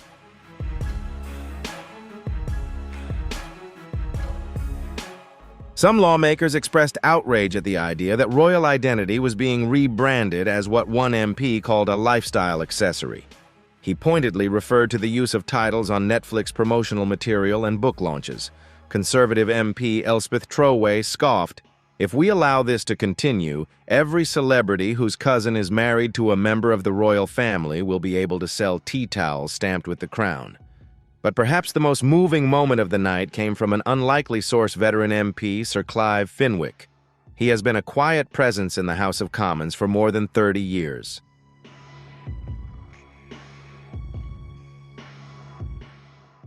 He rarely dabbles in royal matters. His voice trembles as he talks about growing up under Queen Elizabeth and watching the institution evolve through war, scandal, and reform.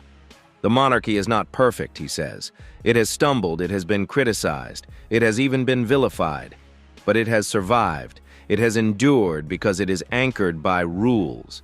And rules, when broken, are an invitation to chaos."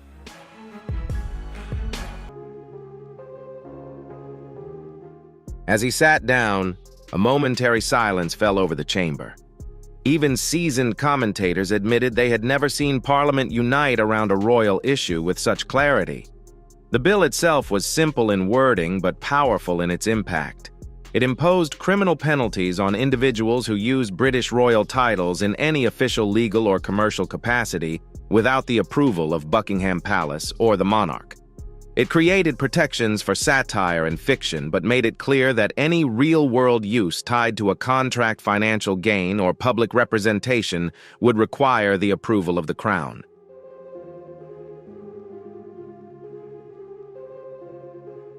Crucially, it sets out a 14-day compliance period specifically designed to give Meghan Markle time to withdraw use of the title from all platforms and legal filings before facing a trial.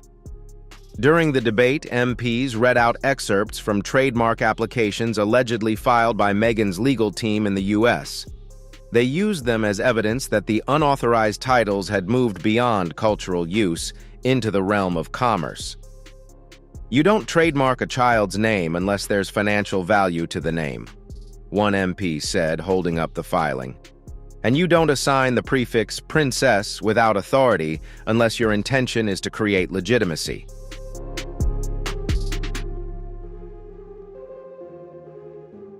One of the more surprising revelations came when a minister confirmed that the Prime Minister had received a live briefing from Buckingham Palace on the matter in recent weeks. The palace is said to have expressed deep concern about the reputational damage caused by the continued misuse of the title. They also urged Parliament to take whatever action they considered appropriate to protect the monarchy's standing. The revelation that the royal family had been quietly encouraging legislative action was met with gasps of astonishment from the press. While the royal family typically avoids influencing Parliament, their rare intervention underlined the seriousness with which the palace views Meghan's actions.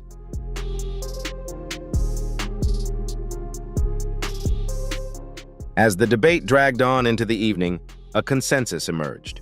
More than a matter of political image or media reaction, this was becoming a referendum on the future of royal power in a modern digital world. If anyone could brand themselves as royal and make money from it, what did titles mean? Just before midnight, the final vote was called. The room, though weary, was buzzing with anticipation. The chair read the motion aloud, and the cheers were louder than anyone had expected.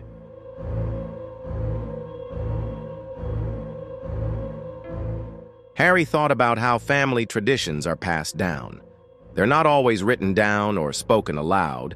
Sometimes they're expressed through the things people leave behind for each other. A small item like this watch can carry more meaning than anything else. It can convey things that words can't express, holding stories that only time can tell.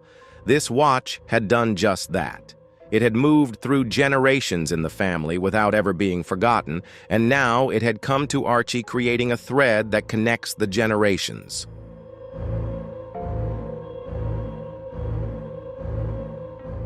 That royal identity, especially when attached to children who may one day be asked to take their place in history, is not something to negotiate, interpret, or rebrand internationally. Outside, the media frenzy is back on. Headlines blaze across the morning newsstands. Titlegate explodes in House of Commons, one paper proclaimed. Meghan faces legal ultimatum, another screamed. American television networks scrambled to cover the breaking news, spinning it in a variety of ways, from royal repression to constitutional abuse of power.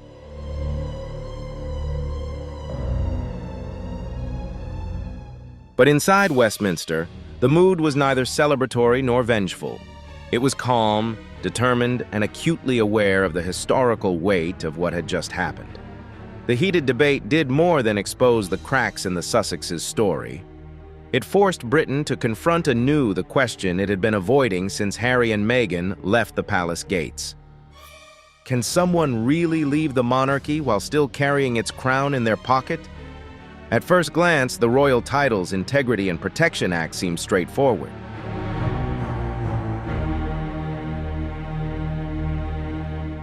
It's just a few dozen pages of parliamentary language and legal definitions carefully laid out in plain text. But beneath the surface of this legislative document lies one of the most powerful constitutional weapons ever aimed at a member of the royal family. More specifically, at a former royal. The timing choice of language and targeted nature of the provisions suggest it was written with meticulous precision, and Meghan Markle is right at the center of this legal barrage.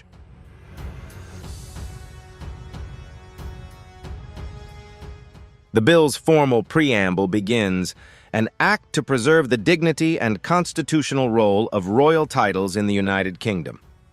It also aims to prevent their unauthorized use in any capacity that may mislead the public, create commercial advantage, or misrepresent the official lineage and heritage of the crown. That first sentence isn't just bureaucratic, it's intentional. It sets the tone for a law that isn't meant to address a hypothetical abuse, but rather to intervene in a real ongoing crisis. The bill is divided into 5 sections, each covering a separate area of enforcement.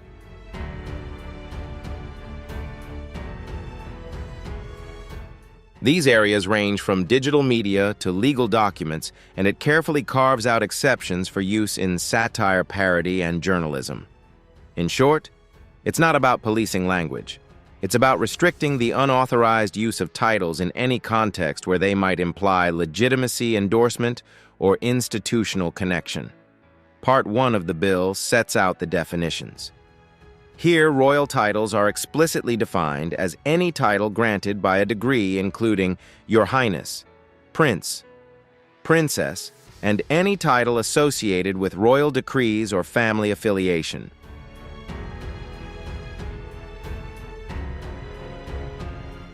Importantly, the bill clarifies that the presence of a family connection does not automatically grant the right to use it. This is important because it addresses a gray area that Meghan and Harry often relied on, that their children are entitled by birthright to those titles. Under this law, birthright is not a defense. Only a formal designation by the reigning monarch supported by a document or declaration allows use. Section 2 outlines specific prohibitions.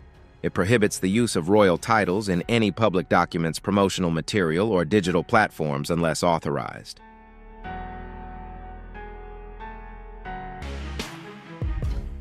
This list includes, but is not limited to, nonprofit websites, children's school records, social media bios, interview introductions, podcast recordings, brand profiles, and more. Importantly, the law also prohibits such use across all commercial projects, products, book titles, advertising, and endorsements. Any attempt to monetize a royal title, even indirectly, is now considered a punishable offense. This section of the bill goes further than expected, targeting proxy representation. This means that a third party, such as an administrator, lawyer, or family member, cannot use titles and official representations unless they have received royal permission.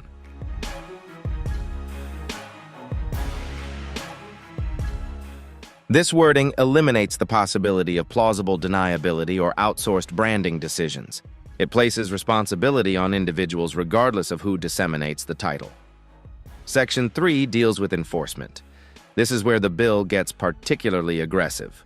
When unauthorized use is discovered, the Crown Prosecution Service is empowered to issue a formal infringement notice. This notice requires compliance with the removal of the unauthorized title from all platforms and media within 14 calendar days.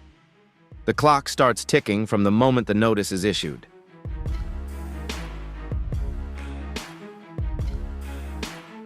Failure to comply would automatically trigger a summons to appear before a UK High Court judge.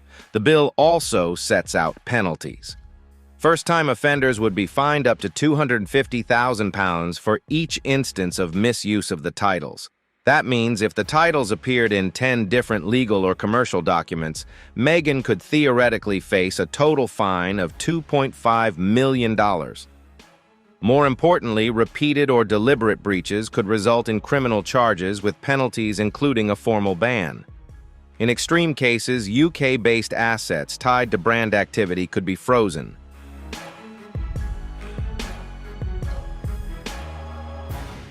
One of the more prominent provisions in this section allows British courts to work with international bodies under reciprocal copyright and trademark laws.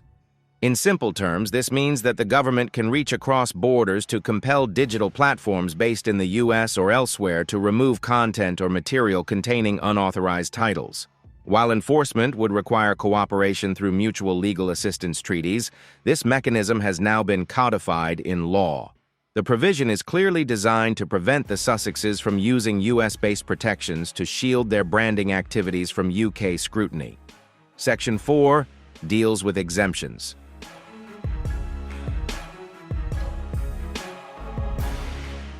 This is where lawmakers ensure that the law cannot be accused of stifling free speech or creativity. Documentaries, works of fiction, satire, parody, educational content, and journalism are explicitly protected. This means that a Netflix drama about the royal family can refer to Prince Archie as a character. However, a real-life press release from a charity cannot. This distinction is important. It is the intention and representation that matters, not simply the words used. Finally, Section 5 outlines the mechanisms for complaints and review.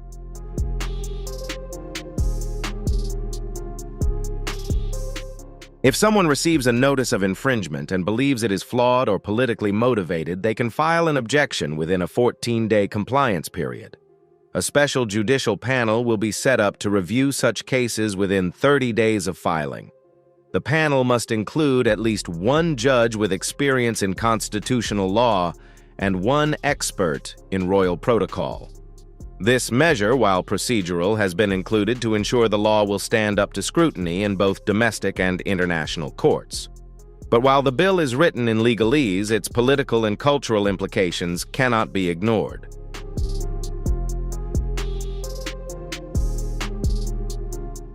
The bill does not name Meghan Markle, and no specific incident is mentioned. Yet every observer, every MP, and every member of the press understands that this legislation is not a blanket protection. It is a direct response. It is a law born of frustration, of constitutional anxiety. It also stems from a growing belief within the British establishment that the royal identity is not something to be marketed, monetized, or mishandled even by a former duchess.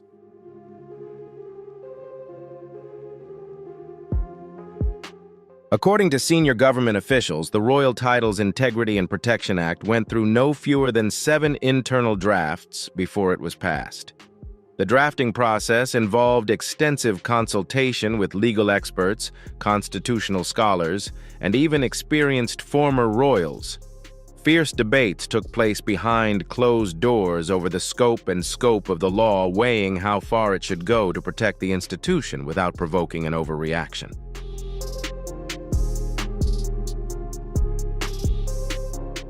Some early drafts proposed revoking the titles altogether, while others wanted to place the use of them under direct control of the Privy Council. Ultimately, a compromise was reached that focused on protecting the public identity and legal clarity of the royal family. However, the provision of a 14-day compliance period caused controversy in legal circles and the media. Government sources said lawmakers wanted to send a strong and clear message to the Sussexes about how seriously they were taking the matter.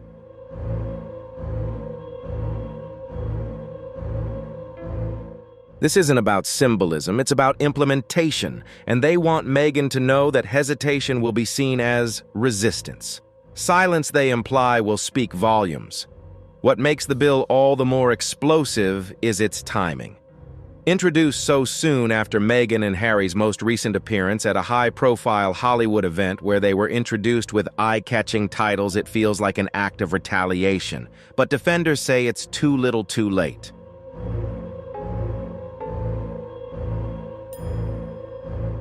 For years, there has been growing unease about the way the Sussexes have balanced royal symbolism with the independence of American-style celebrities.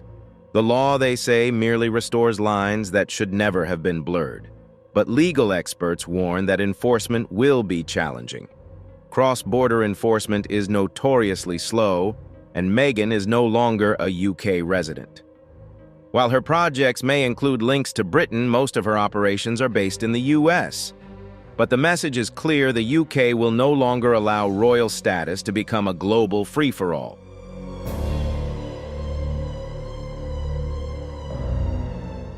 At its core, the bill is not about punishing a former royal. It is about defining where royalty ends and misappropriation begins. For centuries, the British crown has been both a symbolic and a legal institution. Allowing its titles to become a casual branding tool risks diminishing its dignity, undermining public trust, and rewriting history by omission. In essence, the Royal Titles Integrity and Protection Act is a line in the sand. Parliament has made it clear that you cannot benefit from the royal legacy without following royal law.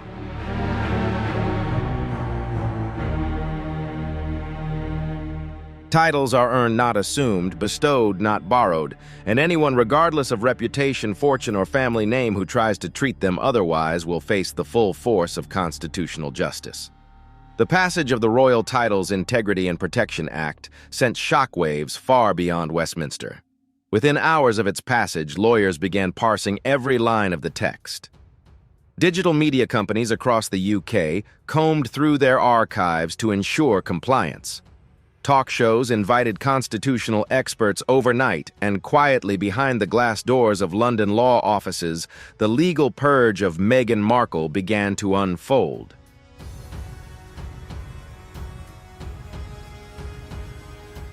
The language of the bill is clear. Anyone found to be misusing a royal title, even outside the UK, could be held liable. This would happen if the misuse involved British authority, whether through commerce and online presence, or branding involving British citizens or organizations. And Meghan's branding, which is largely tied to her charity work and media projects that involve activities in the UK, would fall squarely within that scope. The first official move came just 3 days after the bill became law. Meghan Markle has been served with a legal notice from the UK's Crown Prosecution Service.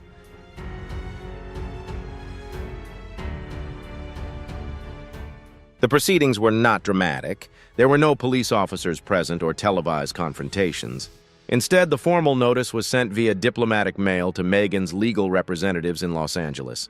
But the letter came with a clear deadline. She had just 14 calendar days to fully comply.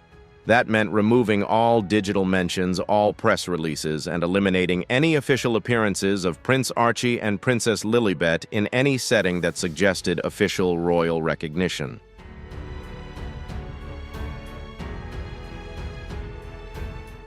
The letter also makes clear the serious consequences if Meghan fails to comply within the stipulated time.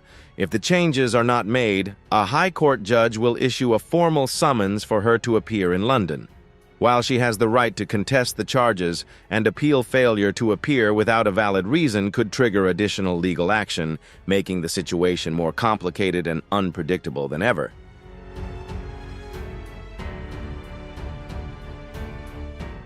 These mechanisms include asset searches and public reprimands. Legal analysts were quick to comment. Some said enforcement would be difficult because Meghan is an American citizen residing in the United States. She has no active businesses in the UK beyond a few charities and a small publishing estate.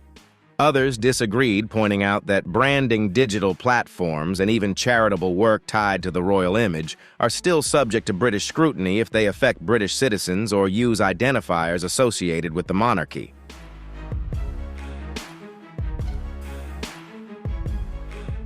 But the real shock came when it was revealed that the Crown Prosecution Service had quietly begun collecting documents. More than 20 pieces of evidence were collected, including screenshots from websites, records from the U.S. Patent and Trademark Office, and promotional materials from Archewell-related ventures. A leaked internal memo dated weeks before the bill passed showed that legal teams had been monitoring Meghan's branding efforts for months, perhaps even a year. The document listed a number of potential violations. These included the use of the name Princess Lilibet in charity announcements.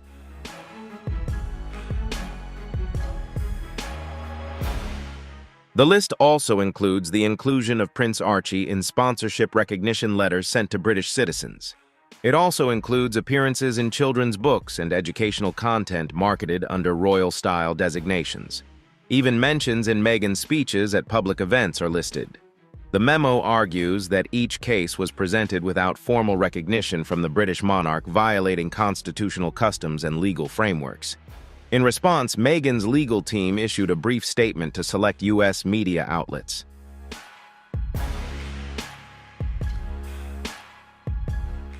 The Duchess of Sussex has always acted in good faith and in the best interests of her children, the statement read.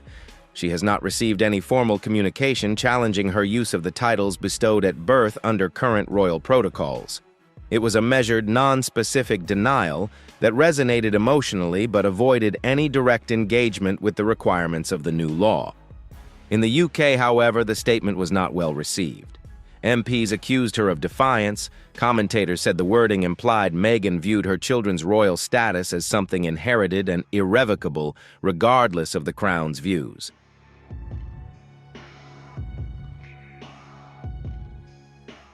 This has raised an uncomfortable question. Is Meghan preparing to fight the lawsuit not with compliance but with defiance? Rumors have circulated that Meghan could invoke international protections under U.S. law. Some experts predict she will try to argue that the new UK law violates free speech and parental rights. Others suspect she may try to blame her team, arguing that any misuse of the title was the result of staff oversight, not personal intent. But under the language of the new law, such defenses will carry little weight. Responsibility lies with the individual who benefits from the unauthorized use of the title.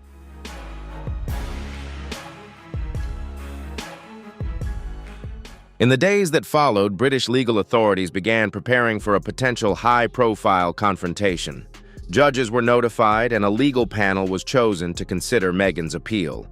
Digital forensics experts began preserving evidence of her use of the title in case Meghan tried to erase her digital traces and deny the violations. What began as a political ruckus now had all the makings of an international legal battle. Amid the legal storm, there was also talk of enforcement.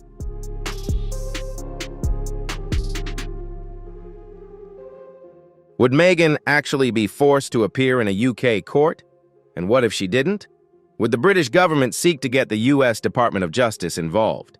Could they ask for cross-border cooperation through treaties like the UK Mutual Legal Assistance Treaty? Legal scholars say that while extradition for such an offense is unlikely because it does not qualify as a criminal act under most international protocols, the UK could still take symbolic action.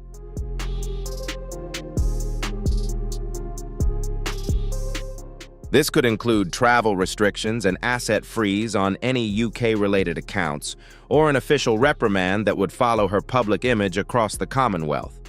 If Meghan tries to visit the UK in the future, such as for a royal event, a funeral, or a charity event, she could be served with paperwork upon entry. Pressure is also starting to mount in unexpected places. Several British charities that have worked with Archivist have received letters from their legal departments advising them to remove or revise any advertising that references the Sussex's royal titles. A prominent children's literacy organization quietly removed the name Princess Lilibet from its website over legal concerns.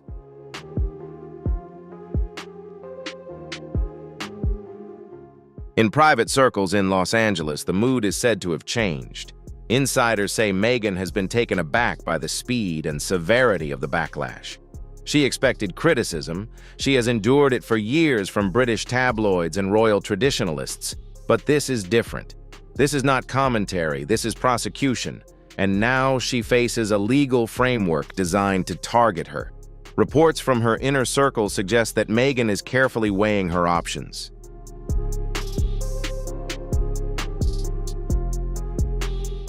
Will she fight and turn the incident into an international human rights debate, or will she quietly comply and let the public outcry die down? Each option has consequences.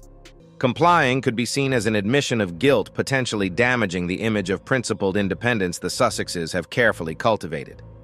On the other hand, defiance could escalate the situation into a transatlantic legal battle, drawing Archie and Lilibet even further into the public eye.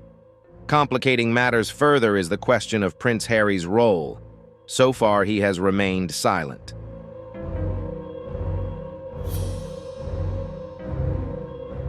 But if Meghan decides to fight the charges, she may need him to publicly assert that his children's titles were used with his permission. Doing so, however, would put him in direct conflict with his father, King Charles, potentially irreparably fracturing an already fragile family relationship. And there's another complication. If Meghan faces legal action, any public defense could open the door to cross-examination. Her legal team would be forced to produce documents, emails, internal memos, and branding plans that could reveal how carefully her use of the titles was calculated. If it becomes clear that the titles were deliberately used to build a brand and make money, public sympathy could evaporate even among her supporters in the United States.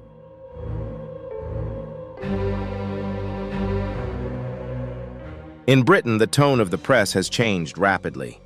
Meghan, once portrayed as a woman unfairly excluded from royal life, is now framed as someone trying to rewrite the rules to suit her ambitions. Headlines question whether she has finally gone too far. Commentaries debate whether the royal family should ever be allowed to become a private brand. Even voices who once defended Meghan have begun to express concern. The legal consequences are no longer theoretical. They have begun. The countdown to the 14-day deadline is ringing louder with each passing hour.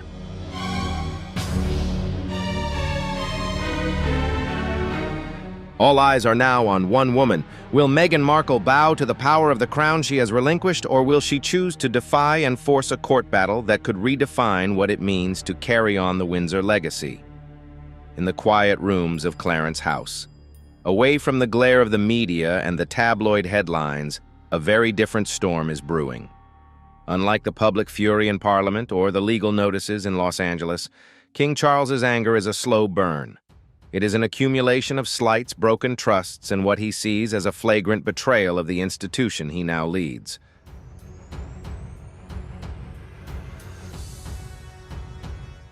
This isn't about political theater or brand battles. It's personal. It began with a series of discreet communications between palace aides and Meghan's team. Early last spring, after reports of unauthorized use of the title emerged, a senior advisor to King Charles tried to arrange a private meeting with Meghan's representatives. The goal was simple: to demand an explanation, secure a commitment to stop further abuse, and preserve family unity. Meeting invitations were never returned. Calls went unanswered. Emails were dismissed on the grounds that they were under legal review. Such silence is rare in royal circles.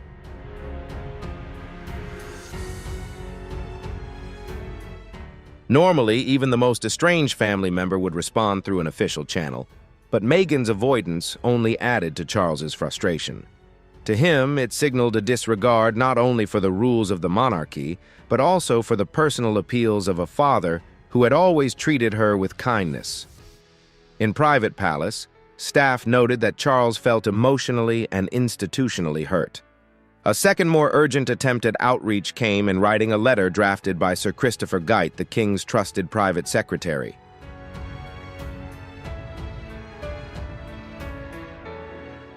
The letter reminded Meghan of her public pledges to respect the crown, referencing her wedding vows to honor and respect the royal family. It outlined specific instances of the title being used, which had been recorded by the palace's legal staff, and demanded that it be withdrawn immediately. There was no response. It was this silence, insiders say, that turned Charles's annoyance into rage.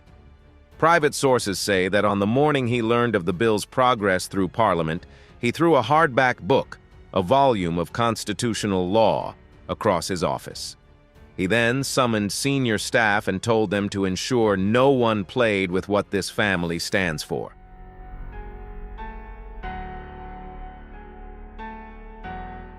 Charles's private fury was not directed solely at Meghan. Much of his anger was directed at advisors he believed had mishandled the situation. Some senior courtiers are said to have urged caution, warning that legislative action could appear vindictive. Others suggested the matter could be resolved quietly through palace protocol. But Charles, still mourning his mother's legacy and determined to protect his own dynasty, dismissed them. He believed a tough public response was needed to demonstrate that the crown would not be undermined by celebrity influence.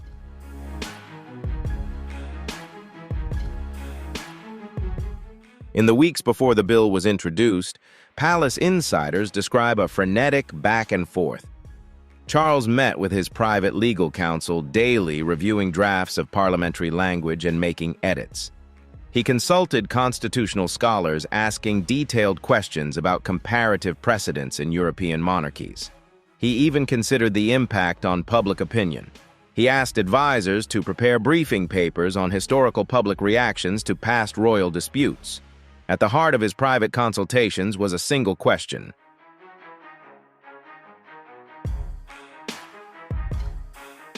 the question was, what is the point of being king if your power can be leased to a former member of the royal family? For Charles, the issue was existential. The crown was more than a symbolic head. It represented centuries of continuity, a living thread that had run through wars, reforms, and revolutions. If anyone could borrow its symbol at will, the fundamental premise of the monarchy, its sanctity, would be eroded. But Charles did not reveal these existential reflections publicly. His official statements remained measured and focused on constitutional norms.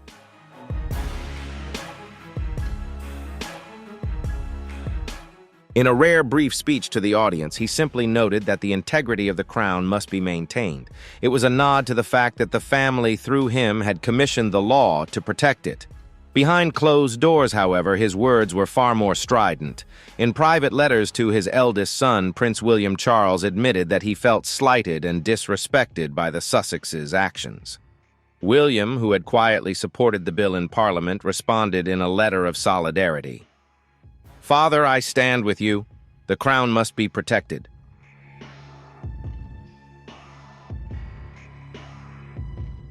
The letters were circulated within a small circle of senior royals, cementing the family's united front, at least publicly, against Meghan's use of the title.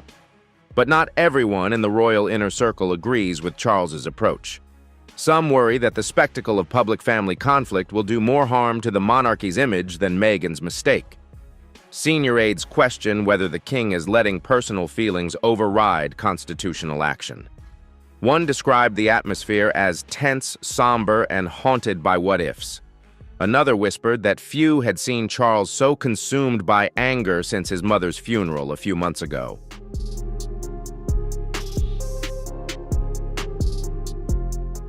The king, however, pressed on. He ordered that no palace events involving Archie or Lilibet could go ahead until the title issue was resolved. He quietly asked press officers to prepare talking points to deal with potential leaks or misinformation from the Sussexes. He even ordered his security team to monitor any public events Meghan and Harry attended in the UK if they chose to test the boundaries of the law. The private fury reached a fever pitch the evening before the bill's final reading in Parliament. According to insiders, Charles dined alone in the royal chapel at Buckingham Palace.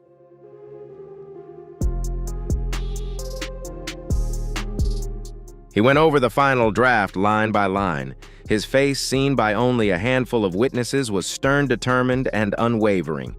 He knew that once the bill was passed, there would be no turning back.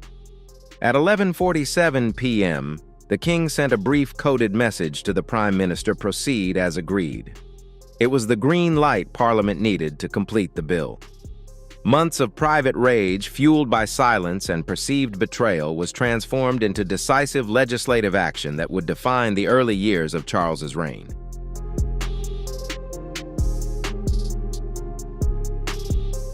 Still, Charles felt burdened by the personal cost. He knew the bill would further alienate Meghan and put her and Harry on deeper conflict with the monarchy. He understood that some would see it as heavy-handed, even vindictive. But in his mind, there was a larger obligation to history, to the institution, that he would one day pass on to his grandchildren. He also had an obligation to the millions of people who still looked to the crown as a symbol of stability and service.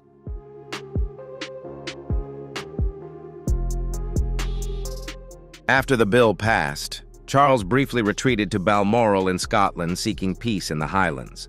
There, amid the heather-covered hills, he reflected on the extraordinary steps he had taken. He considered the precedent he had set the Act of Parliament, specifically targeting a member of his own family, and he wondered, as kings before him had, whether the weight of the crown would ever allow for a simple pardon. But for now, there would be no pardon. The next move was Meghan's, and Charles would be watching closely.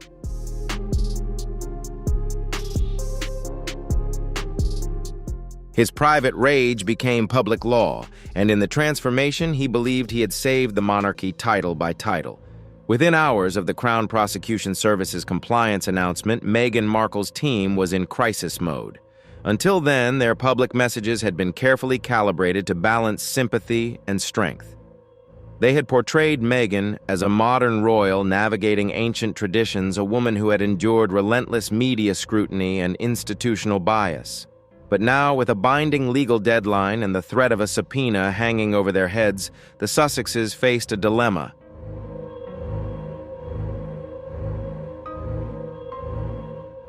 On the morning of the announcement in Los Angeles, Meghan's chief communications strategist convened a virtual meeting with her legal team brand managers and a small group of trusted advisors.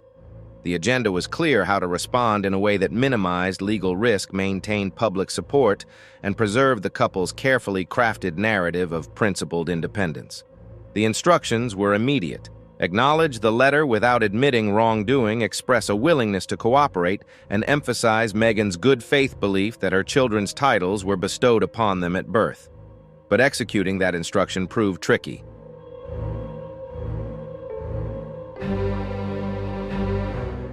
A simple press release risks being perceived as a cliché. A live interview might open the door to hostile questions. Instead, the team developed a three-pronged approach.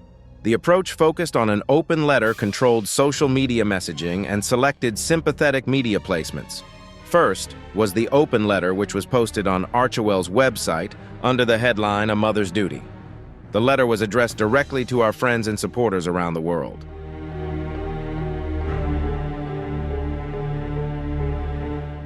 In carefully measured language, Meghan wrote that she had always sought to honor the traditions and dignity of the crown while forging a new path as a mother and supporter of causes she loved.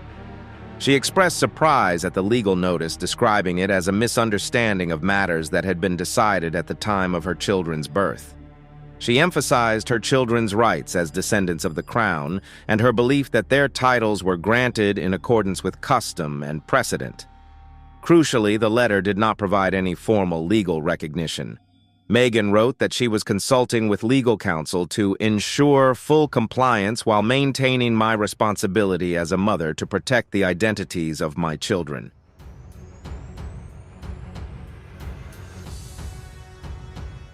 The wording is meant to signal respect without conceding empathy without surrender.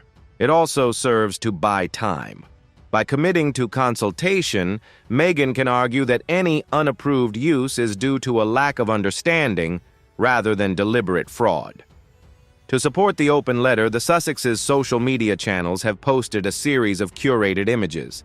There are family photos from happier times, behind-the-scenes shots of Meghan volunteering with children's charities, and archived images of royal births from previous generations. The captions that accompany each image reinforce the theme of inheritance generation after generation, a legacy carried on a mother's promise.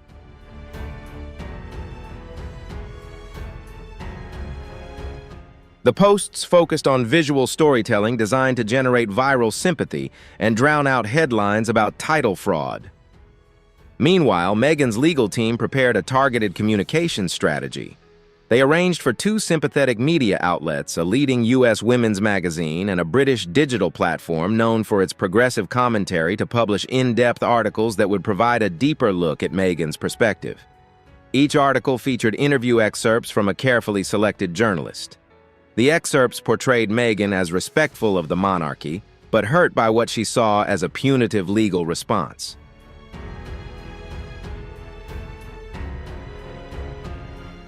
One such article included the words, "I left the institution, but the institution never left me or my children."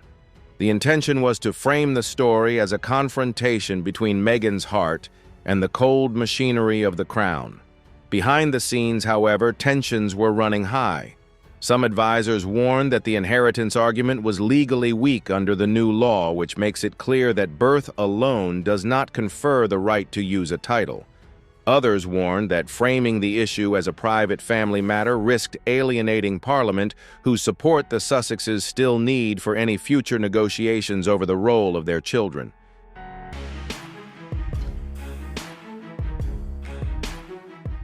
As the 14-day deadline approaches, Meghan faces mounting pressure. Every day brings new headlines parsing her open letter, speculating whether she will comply or defy it. Commentators debate whether the public will side with the underdog or an institution that prides itself on rules and traditions. Polling data leaked to the press shows a divided public. A significant portion of Americans support Meghan unconditionally, while a large portion of Britons back Parliament's tough stance. The most dramatic developments come on day 10 of the deadline.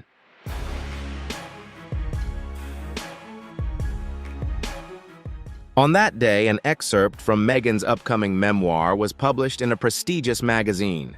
In it, she describes her wedding day as the moment I became part of something bigger than myself, bound by vows to serve a family and a country. She writes of the joy of holding her newborn daughter, believing that the crown would welcome her children as fully as it had welcomed her. The passage ends with the poignant line, "I still believe in that promise." The memoir excerpt was meant to reinforce Meghan's sincerity, but it also had unintended consequences.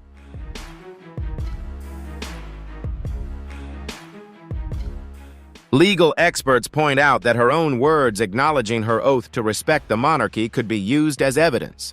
This would show that she knew the rules of the crown and deliberately chose to use royal titles despite any doubts. Crown lawyers have quietly marked that passage in their internal case files. With just 2 days left until the deadline, the Sussexes face a crossroads. Should they issue a formal compliance notice, removing all references to royal titles from their platforms, or should they take a bolder approach and challenge the constitutionality of the law?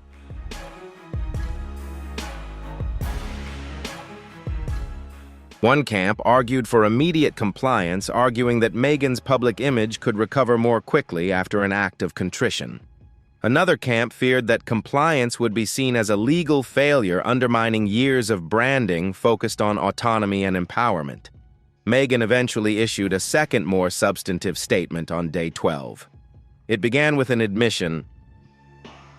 In light of the recently enacted Protection and Integrity of Royal Titles Act, I have instructed my team to update all public documents and references to my children's titles. She stated her intention to complete the process within the next 48 hours, essentially extending the deadline by asking for leniency. She also noted her desire to work with palace officials to establish clear guidelines going forward.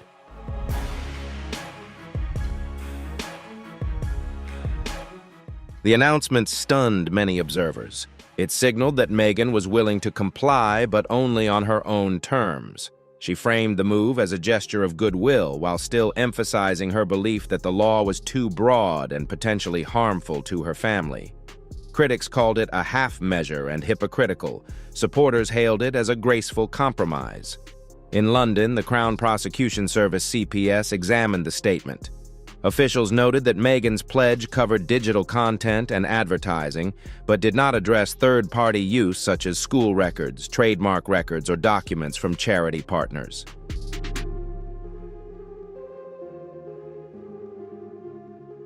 The notice also lacked specific evidence that the removal had been completed. On day 14, the CPS issued a follow-up request which required detailed written evidence of compliance by the end of the day. Meghan's team raced to meet the request. By midnight, they had presented a list of more than 150 URLs, documents, and media assets that had had their title references removed. They also provided screenshots showing the before and after versions.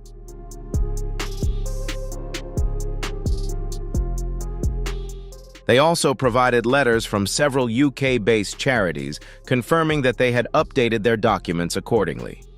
Some prominent platforms, such as a major online bookstore, issued public corrections, removing the name Princess Lilibet from book descriptions. That night, the Sussexes breathed a sigh of relief. Meghan had complied, at least in the narrow sense the CPS meant, but the underlying conflict remained unresolved. While Parliament acknowledged compliance, it made it clear that it would remain vigilant.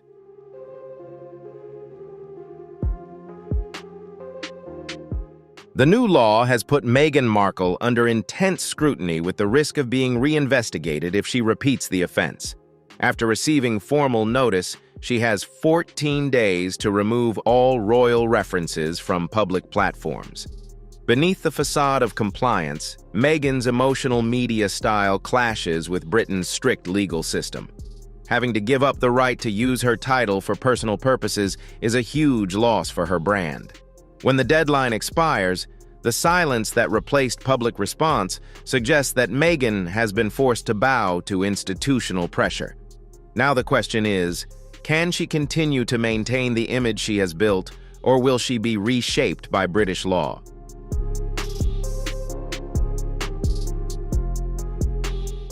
This incident is pushing the relationship between the Sussexes and the British royal family to the brink of unprecedented tension. Will Meghan comply with Parliament's request or resist to the end? Is this just the beginning of a long legal battle? Share your thoughts in the comments section below. Don't forget to like the video, leave a sub to support the channel, and turn on the notification bell so you don't miss the next hot developments. Thank you. Breaking news. The royal family has just made a massive announcement that's sending shockwaves around the globe. In a move that no one saw coming, they've revealed some major news about Camila, and it's definitely not what you expected. Stay tuned as we dive deep into this royal bombshell and what it means for the future of the monarchy. Before we dive into the video, I have an interesting question for you. Do any of your friends follow the royal family? If so, drop a 1, if not comment, a 0. Enjoy the video, and don't forget to hit that subscribe button to support the channel. Sitting in the Poet's Corner, where the memorial stands for hundreds of great writers, it's hard to imagine that this event would become a turning point. The royal scene at Kensington Palace, with the gentle summer breeze blowing through, seemed like just another ordinary charity event. Journalists and guests were ready for a familiar show: Princess Charlotte's radiant smile, Prince George's wave, and the dazzling photos that would dominate the headlines.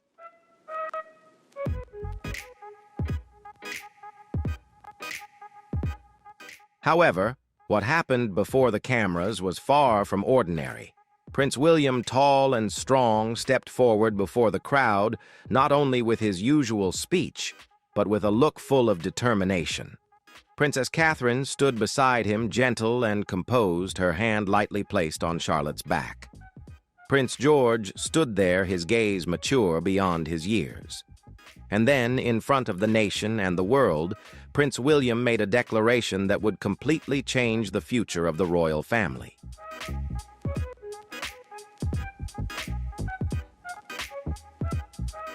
We will step into a new chapter where the past is honored and the future is built with confidence, Prince William declared.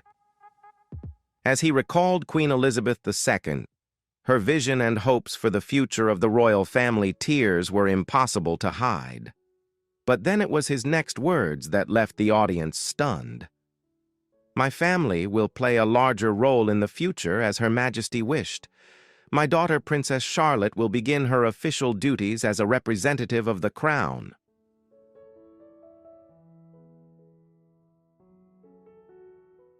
The audience gasped. Journalists quickly raised their phones, and palace officials were left stunned. This was no ordinary announcement. It was a pivotal moment. Princess Charlotte, too young to be called a queen, yet stepped forward with an astonishing calmness. Behind her stood unwavering support from her parents, proving that they were not only leaders, but also ready to pass on the mantle of power in the future.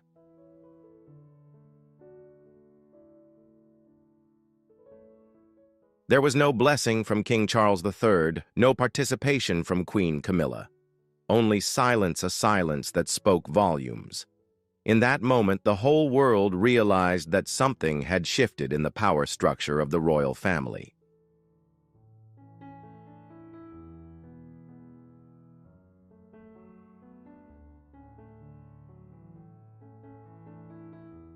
Behind the scenes, rumors about the weakening of the old guard had quietly spread over many months, even years. Subtle changes in social protocol and shifts in public attitudes began to reveal a clear reality. The monarchy was no longer driven solely by admiration for the youth and mystique of Queen Elizabeth II, but by the transformation brought about by new figures.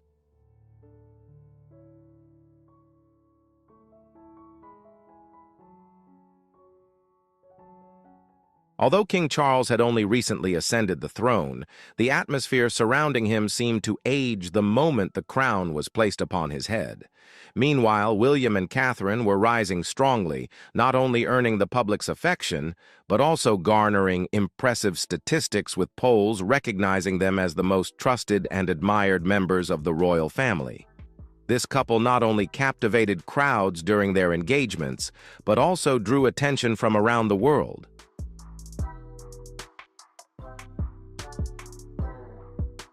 With every public appearance, William and Catherine not only made the people feel they were suited for leadership roles, but also radiated a fresh and modern aura for the monarchy.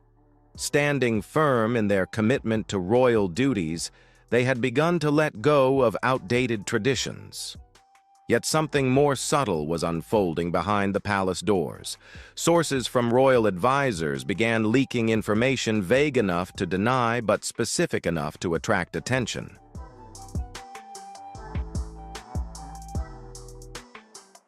It is reported that William has been involved in secret negotiations with senior officials from the Commonwealth. Unverified sources claim that Catherine has taken on unofficial advisory roles typically reserved for senior members of the royal family. There are even reports suggesting that Princess Charlotte participated in media preparation meetings at a very early age, even before Prince George reached the same age. Some have dismissed these reports, but within palace circles, these moves are being closely monitored, especially by Camila, who has been keen to maintain her position within the royal family. There have also been rumors surrounding the final letter Queen Elizabeth II wrote before her passing. According to these rumors, the Queen wrote a series of private letters to King Charles, Prince William, and even Catherine. While the contents of the letters remain undisclosed, one thing is clear after the Queen's passing. William and Catherine began to act more decisively, confidently, and strategically, far more so than Charles and Camilla. On one occasion, William was accused of refusing to attend an important meeting organized by Charles, choosing instead to visit a children's cancer unit in Manchester. William's visit attracted more media attention than the King's event in London that day, marking a silent rebellion. This was not an act of treason, but it stirred tension over the line of succession. While Prince George still remains next in line after William, Princess Charlotte's rising prominence is gradually shifting everything.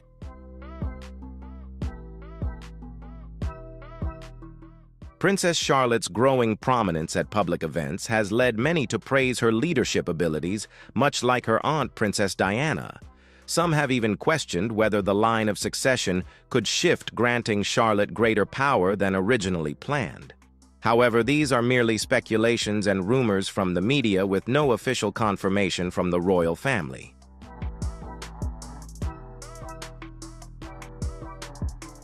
With increasingly decisive actions, the announcement of a major statement from William instead of King Charles made it clear to the public the future of the monarchy has arrived. The king, while still the head of state, is slowly fading into the background, and William and Catherine have stepped confidently to the forefront. The king's absence from a key event led the public to question his health and ability to lead in his role. In the weeks leading up to this historic event, palace sources reported that King Charles became more reclusive, canceling public appearances, allegedly due to exhaustion. A quiet crisis unfolded within the royal family as plans and strategies were being quietly and forcefully reshaped behind the scenes. King Charles, who had always been meticulous and obsessed with his schedule, began to experience instability as his official duties started to decline. Initially, royal aides dismissed concerns about the king's condition, with one senior official even stating that the king was simply taking a break after a stressful first year. However, insiders believed the reality was different. Charles was not only struggling with his health, but also with a sense of failure regarding his role within the royal family.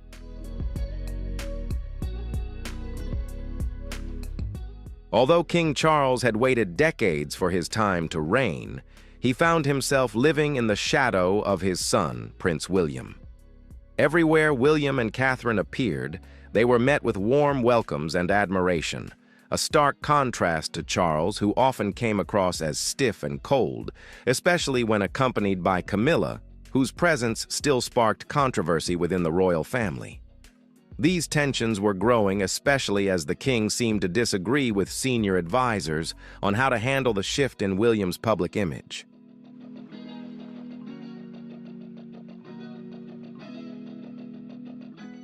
There were rumors that Charles had tried to reassert his power through a major trip to the Commonwealth or a high-level international conference, but all these plans fell through. These proposals faced political and practical obstacles.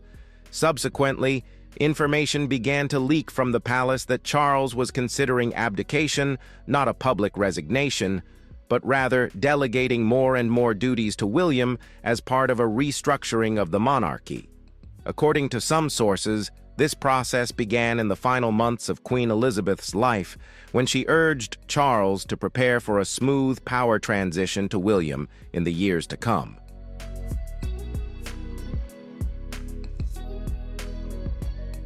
However, Camilla was opposed to any shift in power that did not center around her and Charles. Both had faced numerous scandals and challenges before claiming the throne, and Camilla had waited her entire life to become queen. She was unwilling to relinquish power to William and Catherine. The public actions of William and Catherine made her feel that this posed a direct threat to the royal power structure, and was an affront. However, Camilla's opposition could not halt the changes that were unfolding. Charles seemed unable to resist the changes unfolding around him. He chose to retreat from the public eye, leaving a void quickly filled by William's confidence and decisiveness. The royal family, once known for its unity, now revealed clear divisions. Major events such as the Queen's concert, where William, Catherine, and their children took center stage, made it evident that power had shifted in a new direction.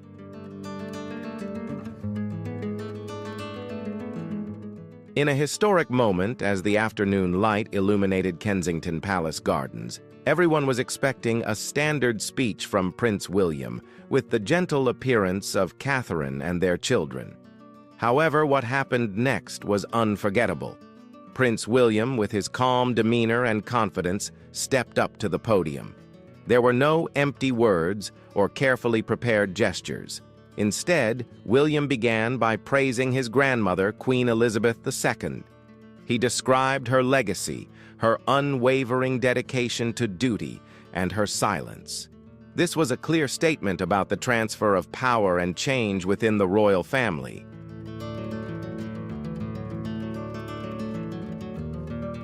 Wow, what a historic moment, right? Prince William not only surprised us, but also inspired with his meaningful speech about Queen Elizabeth II. What do you think about this speech and the power shift in the royal family? Leave your thoughts in the comments below. Don't forget to like and subscribe.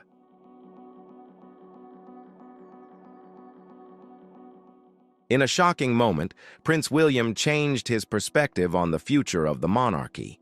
In front of millions of reporters and royal analysts, he declared, "Our voice will certainly begin something new, not abandoning tradition, but evolving it. The crown is not a relic, but a living promise of how to serve, and that promise belongs to the future." It was a powerful statement marking a turning point for the royal family.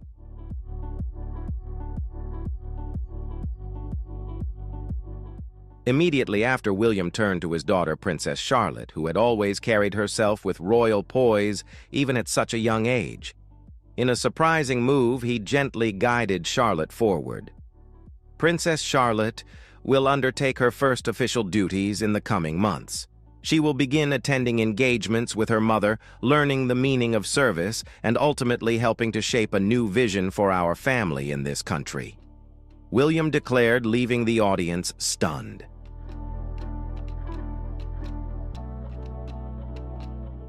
The public's reaction was immediate and filled with surprise, not only because this was an iconic moment, but also due to its strategic nature.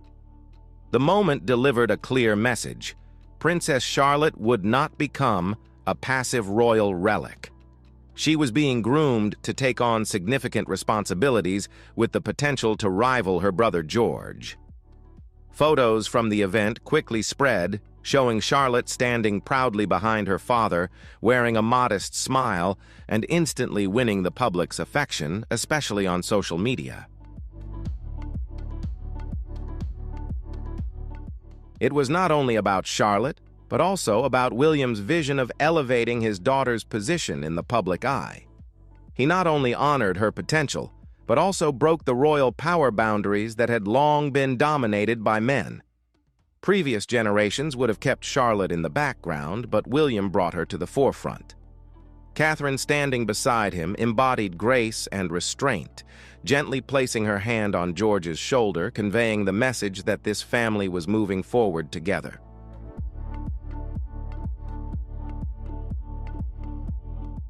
As the public cheered and editorials praised the royal family's modern approach, the applause was overwhelming. However, within the palace, nothing was peaceful. A simmering fury behind the royal doors began to surface. While the world celebrated Charlotte, one woman in the royal family saw only darkness: Camila.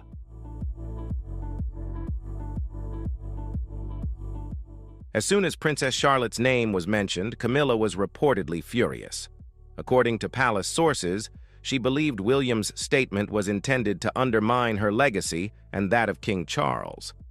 "She's just a child. This is madness." Camilla is said to have shouted when hearing about Charlotte's rise. Not only that she felt Charlotte's growing prominence was a challenge to her influence within the royal family.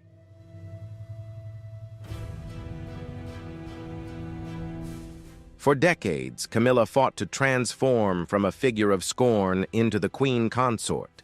She overcame public hostility, media disdain, and even the lingering memories of past scandals. However, as Charlotte gained public attention, Camilla felt her power was being threatened, and that was not easy for her to accept.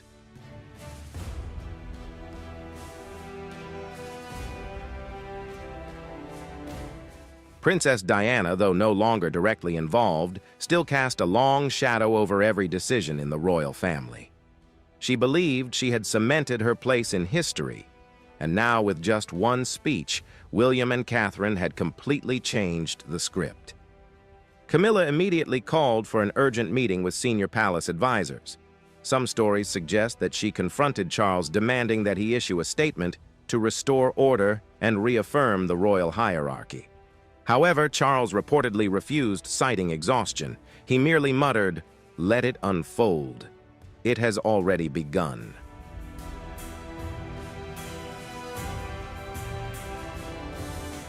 Camilla now felt isolated.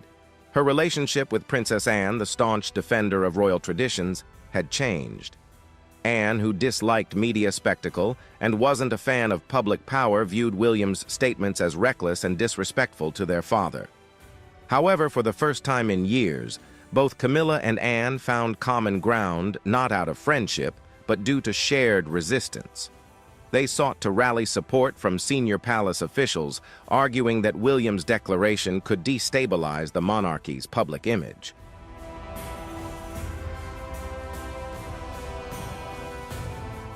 However, the situation had shifted.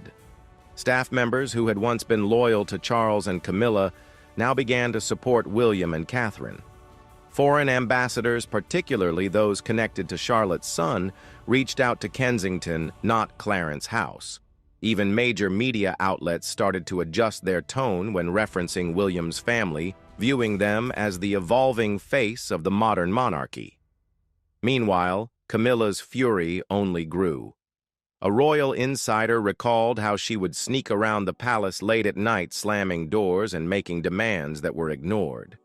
Anne, calmer and more measured, distanced herself from the situation and returned to her countryside home. But the reality remained: the public had chosen a new royal family: William, Catherine, Charlotte, and George.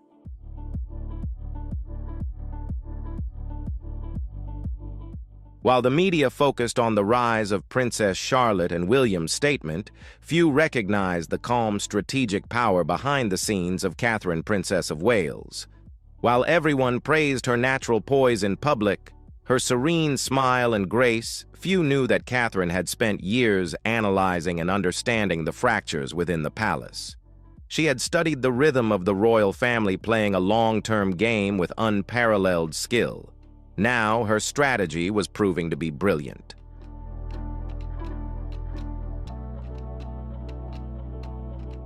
Catherine was not just a wife or a mother. She had become the true architect of the monarchy's future. While Camilla struggled to gain public acceptance, Catherine had earned genuine love.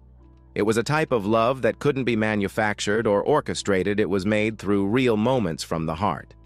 Each visit to a children's hospital, every laugh with a worried child, and every moment shared with her own children radiated sincerity. And it was this authenticity that made all the difference.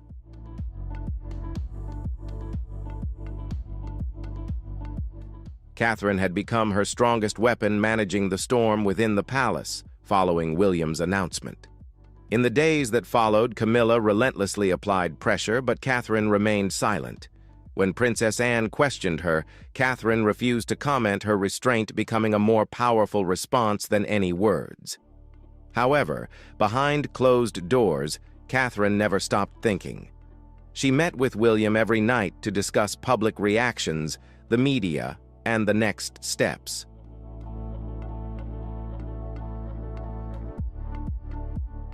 Charles's loyal advisors began to visit William and Catherine's camp, taken aback by the clarity of their vision.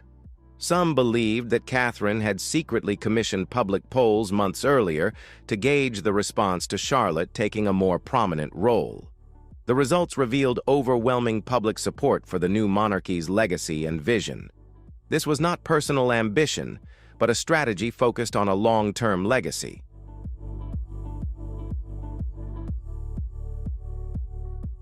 Catherine realized that the monarchy could not survive simply by preserving the past. It needed to evolve to remain vibrant.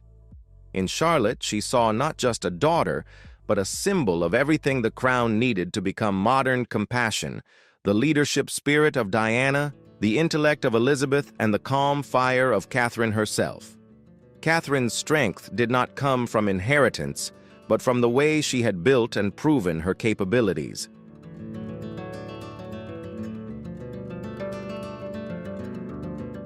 Catherine is not just seeking glory or control, she is seeking stability and continuity for the monarchy that her children will be proud to shape rather than merely inherit.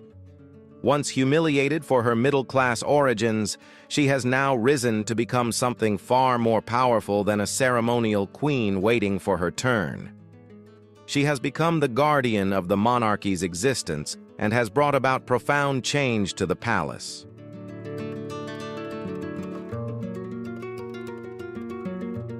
When the dust settled, the most unexpected royal revelation in modern history unfolded. The future of the monarchy was no longer a matter of speculation.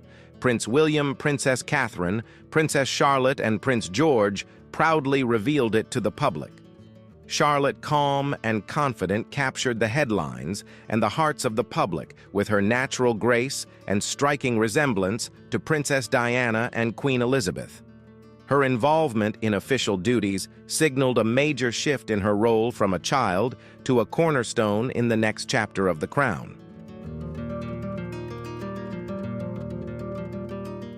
While Charlotte drew attention, George remained silent, yet alert, exuding the quiet composure of a future king. Though still young, his demeanor during the announcement displayed